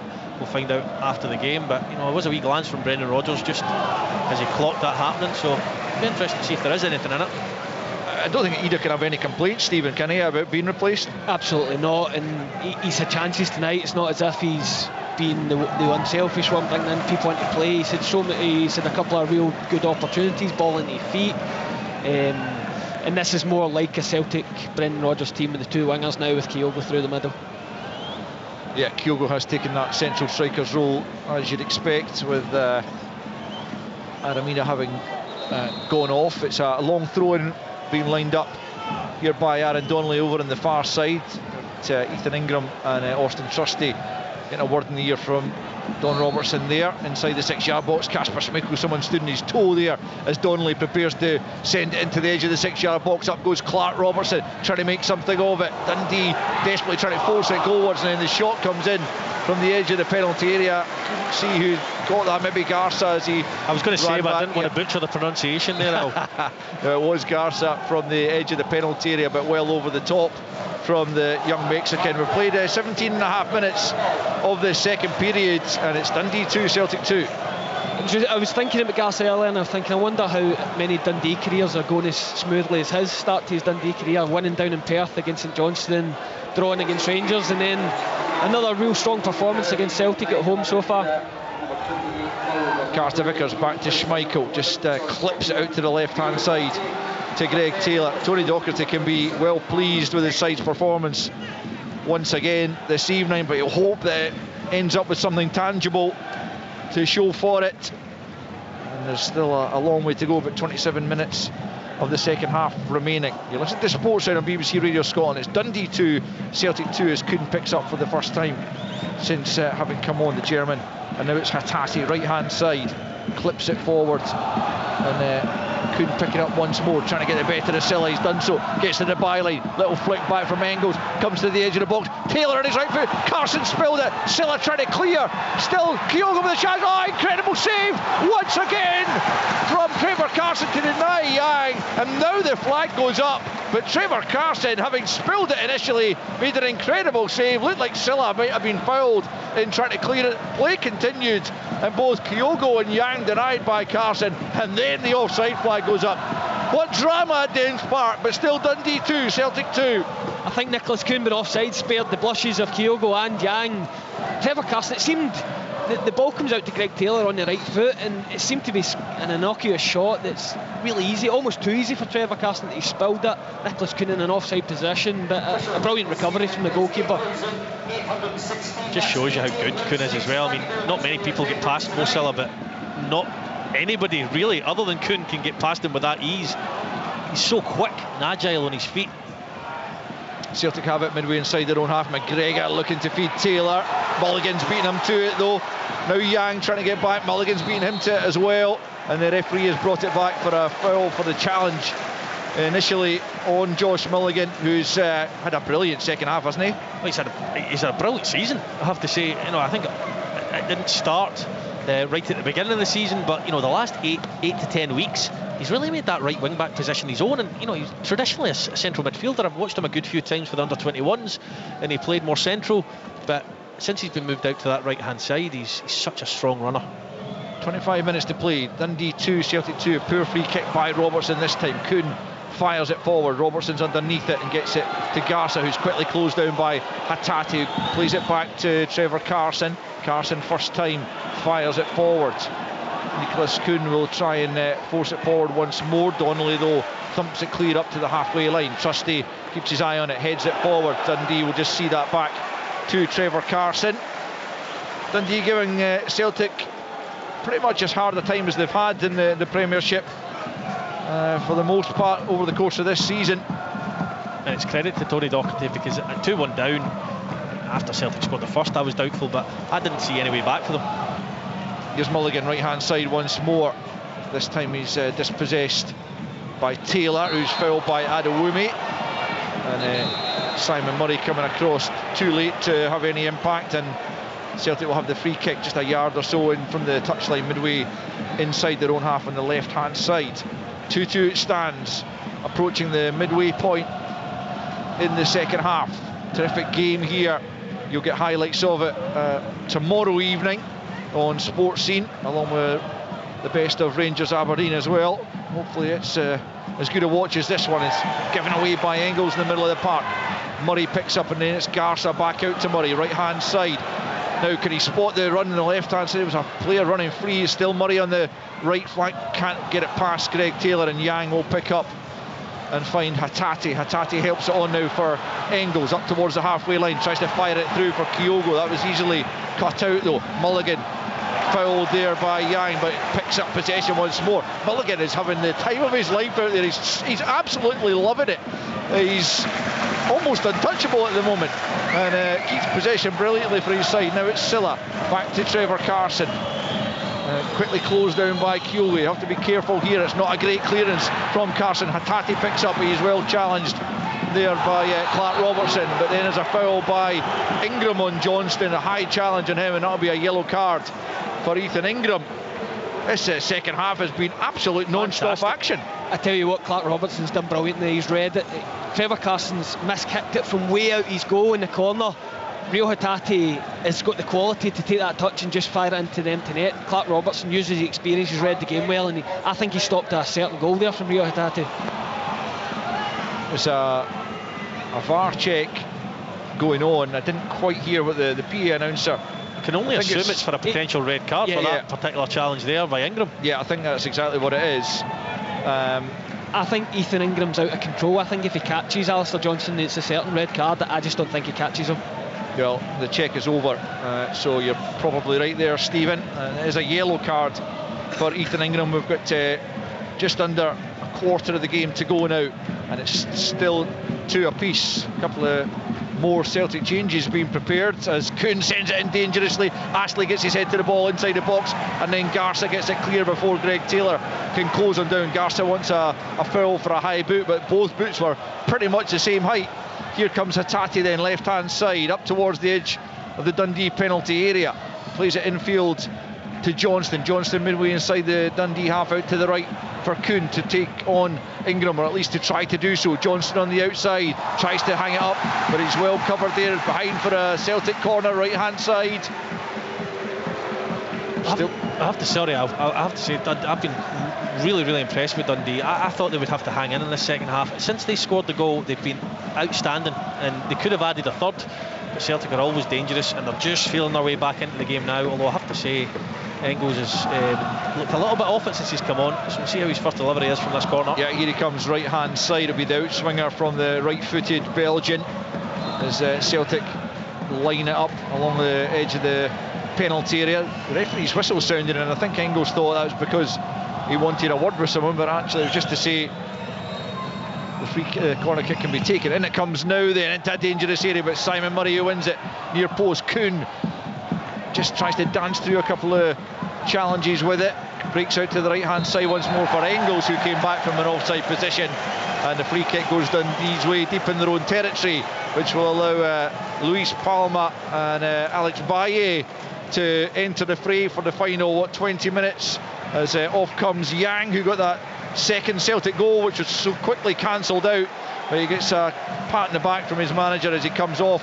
Luis Palma as I say, coming on. Greg Taylor on his 200th appearance. It's curtailed by the introduction of Alex Baye for the final 20 minutes. Dundee yet to make a change, and they do have options on the bench as they look to go and try and take the 3 points.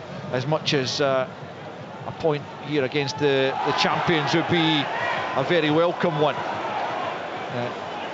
Here's Baye getting his first touch of it then, coming up towards the halfway line. Back with Trusty just inside his own half. Leaves it square to Carter Vickers, whose second own goal of the season. Remember, he got one against Bruges. That one was a bit more embarrassing. This one was just really a desperate attempt to cut out a cross, which inadvertently came off him and beat Kasper Schmeichel at the near post. So 2-2 stands as a result of that own goal. Here comes Carter Vickers forward. Kyogo with the ball round the corner. Engels can't get there, and Trusty will now be put under pressure by Murray. Murray's done brilliantly just to nudge him off the ball. Couldn't quite link with Adewumi, and in steps McGregor to find Engels, and now Alistair Johnston on the halfway line. Celtic getting away with that one as Kuhn picks up on the angle of the box, right hand side, plays it to Johnston, who just couldn't quite take it in his stride, and it rolls behind for a Dundee goal kick. But at the other end, Simon Murray again doing a job on Austin Trusty, who's so unfortunate that his layoff couldn't quite fall for Adewumi, otherwise Dundee could have been in again. I mean, I was not a centre-back, but in terms of defending, he gives Murray the opportunity to do that consistently because he lets the ball bounce. See, if he just goes and heads the ball, then, you know, it's not a contest. There's no issue there. He could actually go and header it and cushion it into McGregor, or if he wanted to get a little bit more length on it, go and clear the ball. But letting it bounce allows Simon Murray to back in. 27 minutes played in this second half. It's 2-2 between Dundee and Celtic in a fascinating encounter here at Dens Park as Baye brings it forward for Celtic, just stumbles slightly, then gets out to the left hand side, and a first touch for the Honduran Palma, who has been linked with a move away in this window, but back in the squad tonight and back on the field of play as it comes out to his opposite flank to Kuhn. Cuts in on the left boot, runs into Garza though, picked up by McGregor at the edge of the box, then Engels takes over, plays it square again for Kuhn, about 30 yards from goal, trying to escape the attentions of Garza. Out to the left now with Palma on the left foot, dangerous ball in, but great head clear there, and actually Hatate's fouled Ashley at the near post there, and it will be a free kick to Dundee inside their own 6-yard box. 27.5 minutes of the second half gone. Still Dundee 2, Celtic 2. Yeah, good officiating there. It was a high boot, it was a foul, but nothing more than that. So both players got up and they got on with it. I wouldn't be surprised if Tony Dock goes to his bench very soon. I think Dundee, as I said, they've got a really young team. I think their energy levels have been fantastic, but just within that last minute or two, it's the first time Dundee have looked a bit tired. So we wouldn't be surprised at all. A couple of substitutes we mentioned at half time if Tony Dock freshens it up. Yeah, Finn Robertson was just stretching his calves there, Stephen, as well, so kind of feeds into what you're saying. Yeah, I think Tony Docherty said that he hadn't really been with the group much since his injury layoff, and so you wouldn't be too surprised if he is feeling the pace out there. Every Dundee player and every Celtic player have given their absolute all. Austin Trusty has not looked comfortable at all night against Simon Murray, and again he looked awkward there as he gets the ball down the line in the end. And then Mo Silla trying to bundle his way through, doesn't quite manage it, and Trusty gets the pass off to Carter Vickers midway inside his own half. Then it's out to Johnston crossing the halfway line. Just over the quarter of an hour left as Nicholas Kuhn almost escapes the attentions there of Ethan Ingram, but in the end runs it out of play on the far side, and it'll be a Dundee throw-in with 16 to play. Dundee 2, Celtic 2, and we're in for a really enthralling final quarter of an hour, I would imagine. I think Ethan Ingram gets a bit lucky there. I think he gambles against Kuhn. You take that risk. He didn't make the contact. If Kuhn gets his first touch right there, he was absolutely in with the pace he's got. It's not the type of night you're 2-2, your teammates are working so hard. It's not the night to gamble like that. Throw-in taken down the left for Dundee. Mo Silla heads it forward, picked up in the middle of the park by Garza, who has looked impressive since joining Dundee. It's just his second start, third appearance, and Dundee have earned themselves a free kick in the middle of the park, and that just allows them to get themselves a little bit further forward, and another step towards what could be a vital point that would take them above St Mirren into 7th. Victory would take them level with Hibs, albeit Hibs have got slightly better goal difference just at the moment. Here's Aaron Donnelly then, just inside his own half to take the free kick. Goes down the left-hand side. Carter Vickers gets his head to it. Doesn't get it too far clear though. Celtic still having to battle away, but Johnston knocks it off Ingram, and it's out for a throw-in to the visiting side, deep in their own half. Johnston down the line it goes, flicked on by Kuhn, but rather aimlessly, and Clark Robertson just hoofs it forward. Carter Vickers underneath it. Kyogo leaps with Robertson. Both players miss it, and Garza tidies up and plays it out to the left-hand side to Finn Robertson. Robertson is having his jersey tugged slightly there by Kuhn. Play continues, and then down goes Garza, and the referee has given the free kick to the home side right on the halfway line. Seb Palmer-Houlden is going to be the first Dundee change. He came on to replace Simon Murray on Thursday against Rangers, and the likelihood is, I guess, that it will do the same again, as Murray though tries to make a nuisance of himself while he's still in the park.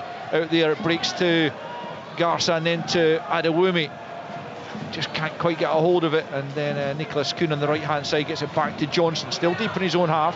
Plays it back to Carter Vickers on the edge of the box. His attempted clearance is charged down.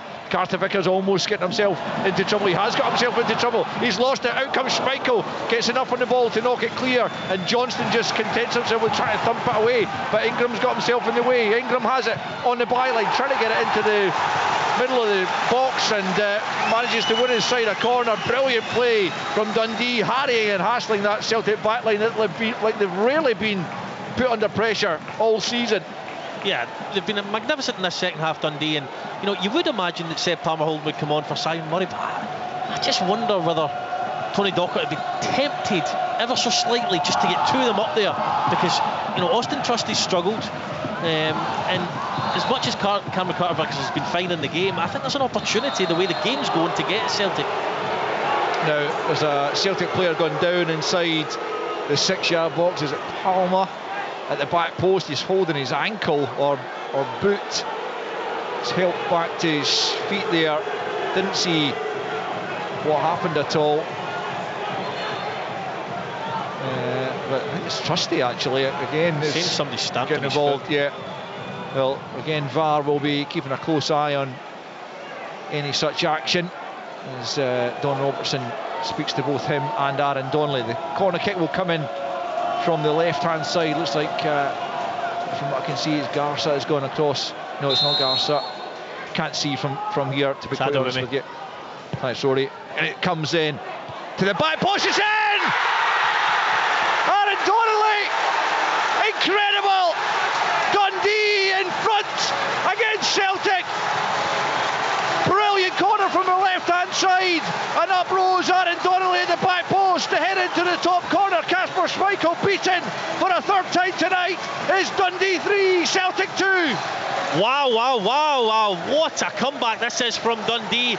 Celtic defensively suspect all night long, and my goodness did it show there. Aaron Donnelly leaps above everyone, he wants it more, and he thunders it back into the back of Kasper Schmeichel's net, and quite remarkably, Dundee have the lead. I was going to say, yeah, you could hardly even make out Kasper Schmeichel. There was that many bodies round about him, and you're wondering if he's just going to come through and catch it. He's not sure, and Aaron Donnelly at the back post there, I mean, it's on the money, and he can't miss. Dundee for the last 15-20 minutes have been outstanding, and they get the reward.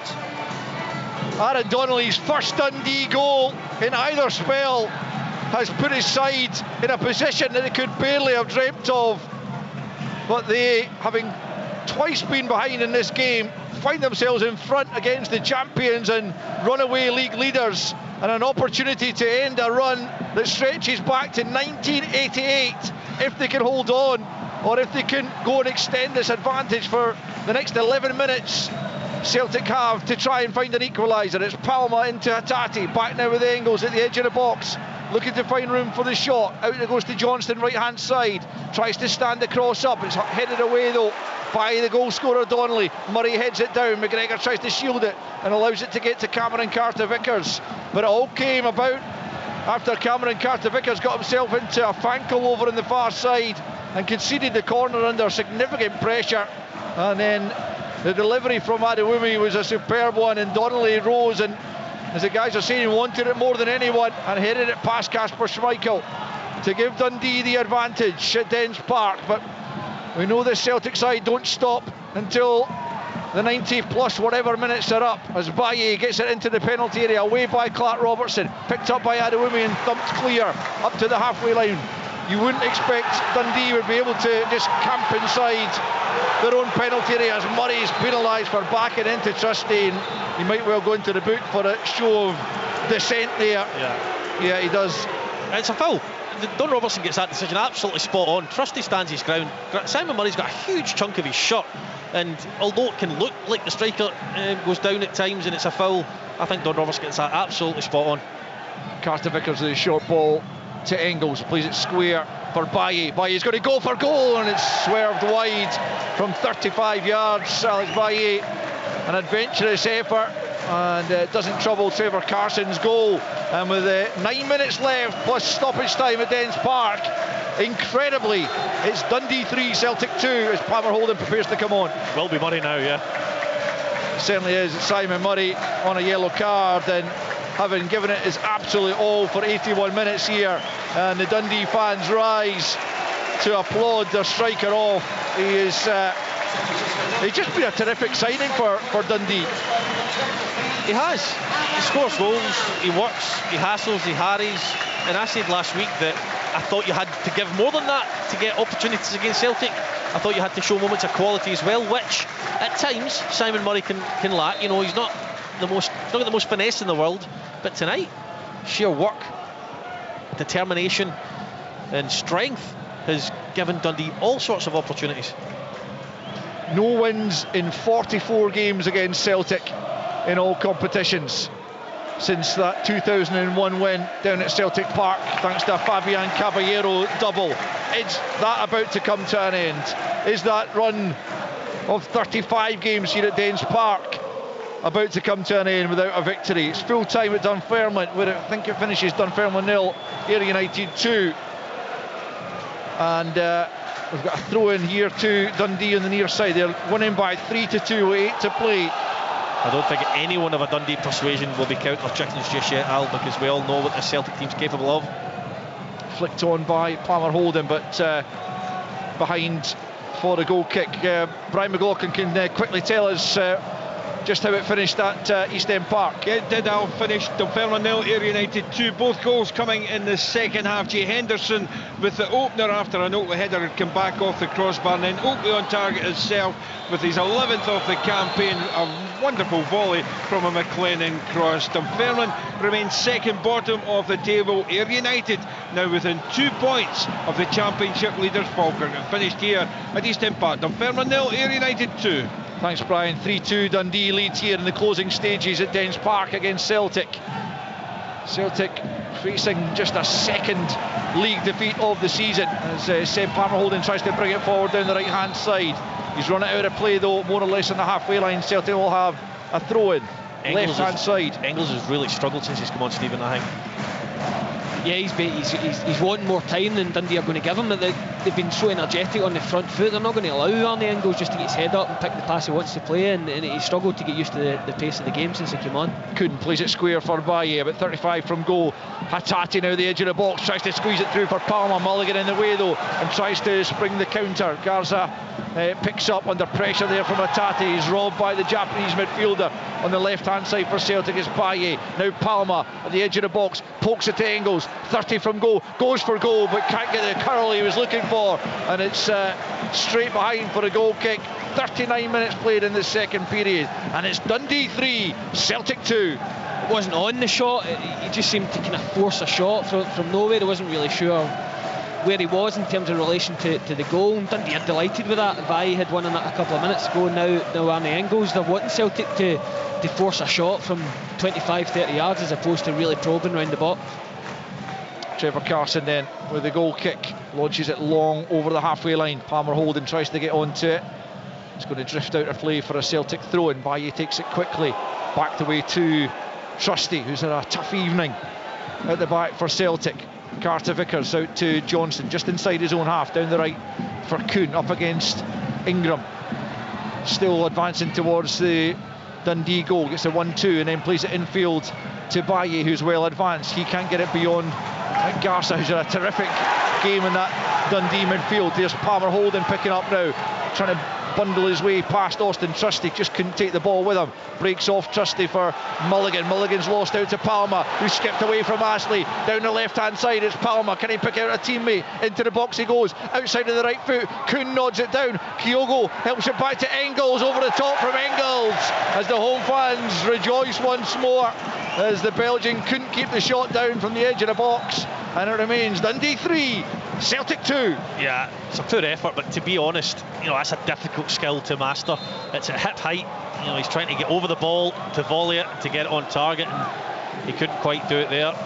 Dundee exposed at the back there, but Celtic couldn't capitalise. I think Lewis Palmer almost puts the height in the cross. I don't know why it needed to be an outside of the foot almost. The stage of the game where Celtic are at chasing the game didn't need to be as kind of fancy as that, and from then Kuhn and Kyogo both desperately trying to get the height out the ball and it just didn't come down in time for Engels to get any serious effort away at goal. Yeah, there's a player down at the edge of the Dundee box, and Dundee are going to make a couple of changes anyway. It's going to be Scott Tiffany for Cesar Garza, and Lyle Cameron is going to make his comeback from injury. He's going to replace Finn Robertson, who I think was a player who was down and needing a bit of treatment. He just makes his way off behind the goal. So a couple of changes, some fresh legs for the closing few minutes here, as Dundee get closer and closer to what you would have to say is an historic win, and Cesar Garza takes the acclaim of the home fans, and he very much looks like a promising acquisition for Dundee, the young Mexican. He does indeed. He's tenacious, he breaks up the play, and without being disrespectful, he passes it to players that have slightly more ability in the top end of the pitch, but he reads the game ever so well, breaks up the play, as I said, and he looks a fantastic signing. On loan from Monterrey, but with an option, I think, to make that permanent, as Adewumi's caught in the challenge there by Baye. Play continues with Lyle Cameron picking up, going down the right hand side. Trusty's across with him. Cameron just trying to hold on to the ball. It's knocked out by Trusty in the end. 3 minutes plus stoppage time to play. Dundee 3, Celtic 2. And Dundee, they have just worked so hard, but with lots of quality as well, particularly in the second half, trying to keep the ball down that right corner flag area, but they've coughed up possession. It's not forward. Won by Ashley in the air though. Adewumi will come across and try and keep it in, but out of play it bounces, and Baye will have the throw in deep in his own half. Gets it back from Hatate, quickly closed down by Cameron. Gets the pass back to Hatate, and then Baye picks up once more. Challenged there, but continues with the ball. The on loan Barcelona fullback. Then Palmer hammers it forward. Ingram's underneath it at the edge of his own box, just knocks it clear to this right hand side. Mulligan under pressure from Palmer pokes it forward, but only to Baye, who squares it for Johnston, but it's over his head. He'll go and have to chase it, the Canadian. 2 minutes of the 90 left to play. Kuhn picks up against Ingram, who's on a yellow and has to be careful the type of challenges he makes. Kuhn flights it in. Mulligan's just got wrong side of Palmer there, but gets enough on the ball, and well, the referee points for a goal kick. I thought Mulligan got a touch in that as it came through, but John Robertson's given the free kick, the goal kick, and don't seem to be too many complaints, so perhaps Mulligan missed it altogether. A hand of apology went up from Josh Mulligan. I think it's the first time in the whole game he's switched off. Yeah. Lewis Palmer, I'm not sure why he's not taking it under control, because that's an unbelievable chance for Celtic if he takes a touch in that. And Josh Mulligan's a very relieved man, and he's had such a good game, and you're playing against Celtic, you just can't afford to switch off at all. I think as well, it's interesting, Stephen mainly touched on how good Kyogo was in the wider area. Since he's moved up top, he's not Tony Docherty, and Dundee probably want me to say this given there's still minutes left in the game, but he's not had any impact in the game since moving into the centre forward position. Hatate's just knocked the ball behind Baye and out for a throw in to Dundee, who are in absolutely no rush to take it. We're in the final minute of the 90 as the fourth official prepares to show us exactly how much longer Dundee have before they can celebrate what would be a really famous victory. Make no mistake about it. Here's Cameron in the forward area, just knocks it forward for Palmer Holden. Holden down near the corner flag, just tries to play it off Trusty for a corner. It comes off Hatate instead for the throw in. Dundee will just try and keep it in this area for as long as they possibly can. Here comes the fourth officials board. Tony Docherty anxiously pacing up and down the edge of his technical area. what a result this would be for him if he can hold on to it. But they're not just holding on at the moment, they're up the other end as Mulligan throws it into the feet there. Oh, Palmer Holden, 4 minutes added on then. And we're into that now. Celtic have 4 minutes to avoid what would be a second league defeat of the season and a first at Dens Park since 1988. Hatate's given it away to Palmer Holden. Now it's Silla inside the penalty area. Goes for goal just over the top from Silla. So unlucky, that might have finished it. But Silla just a yard over the top as he unleashed the left foot effort. And it remains Dundee 3, Celtic 2. Forward comes Celtic then down the right hand side as Johnston, tracked by Tiffany, has to go back the way to Carter Vickers. Square now for Trusty, who takes another poor touch, bobbles over his foot, recovers to get the ball to Baye. Infield for Hatate, just inside the Dundee half. Forward now for Johnston. Celtic so often have scored vital late goals. Here's Kuhn trying to do just that, hit a hand inside the penalty area. Penalty kick to Celtic. Don Robertson in absolutely no doubt as Kuhn took the effort at goal. There was an arm went up as Dundee tried to block the shot, and immediately Don Robertson points to the penalty spot. And all Dundee's efforts might end with just a point in the end if Celtic can score this penalty kick, agonising as it is for Dundee.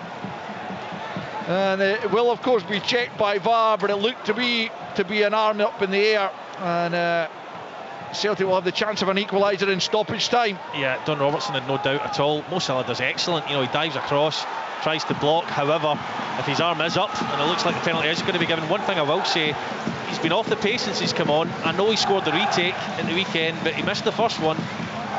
So big moment this for Arne Engels, I have to say. Certainly is, yeah. He was allowed that retake because Amisa was off his line too early.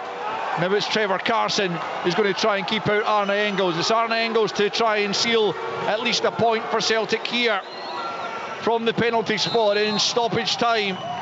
The young Belgian, can he keep his cool? Sends Carson the wrong way, and it's 3 apiece. And Celtic celebrate an equaliser, and it looks like Dundee have been denied that historic victory as Celtic get it back to the penalty, the centre spot. They want to take the centre taken as quickly as possible and try and get the victory here.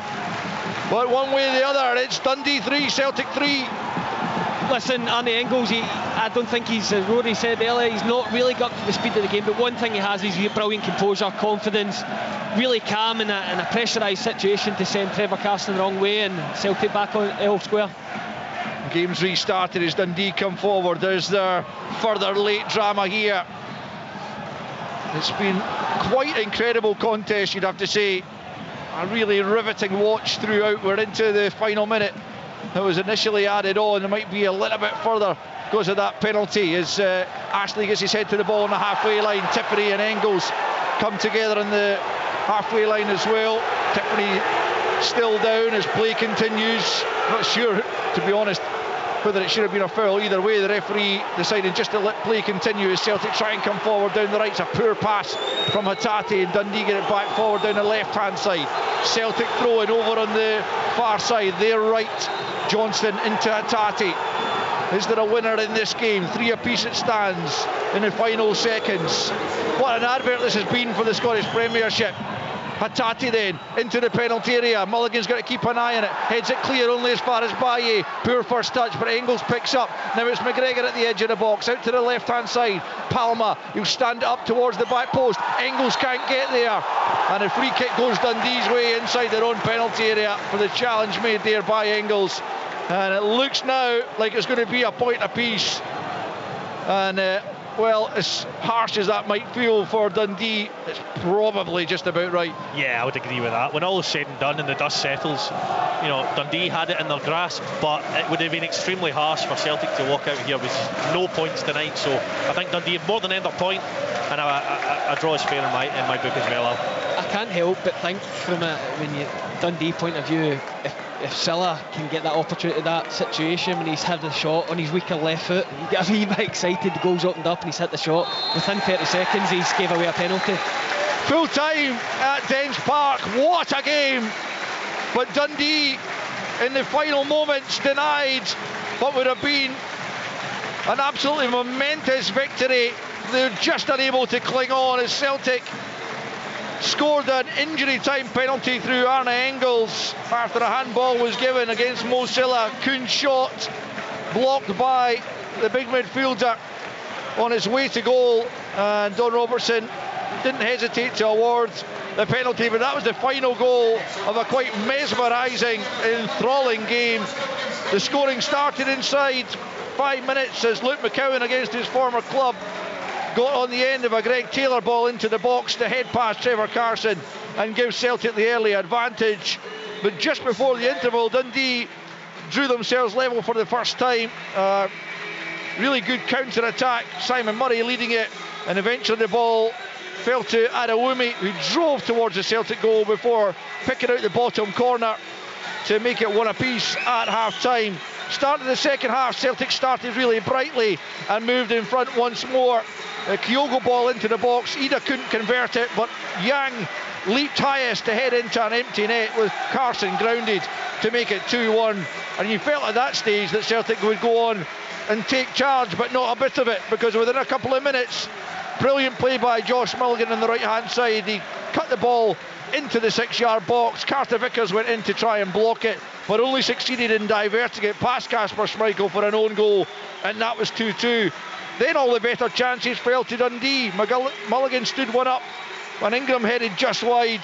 Finn Robertson sent a free kick just wide as well, and then incredibly Dundee took the lead on 78 minutes. An Adewumi corner headed into the top corner by Aaron Donnelly, a first Dundee goal, and it had them on the cusp of a first victory at Dens Park over Celtic since 1988, but it wasn't to be, as Kuhn's shot was blocked by the arm of Mo Salah, and up stepped Arne Engels in stoppage time, and his 7th goal of the season made it full time at Dens Park. Dundee 3, Celtic 3.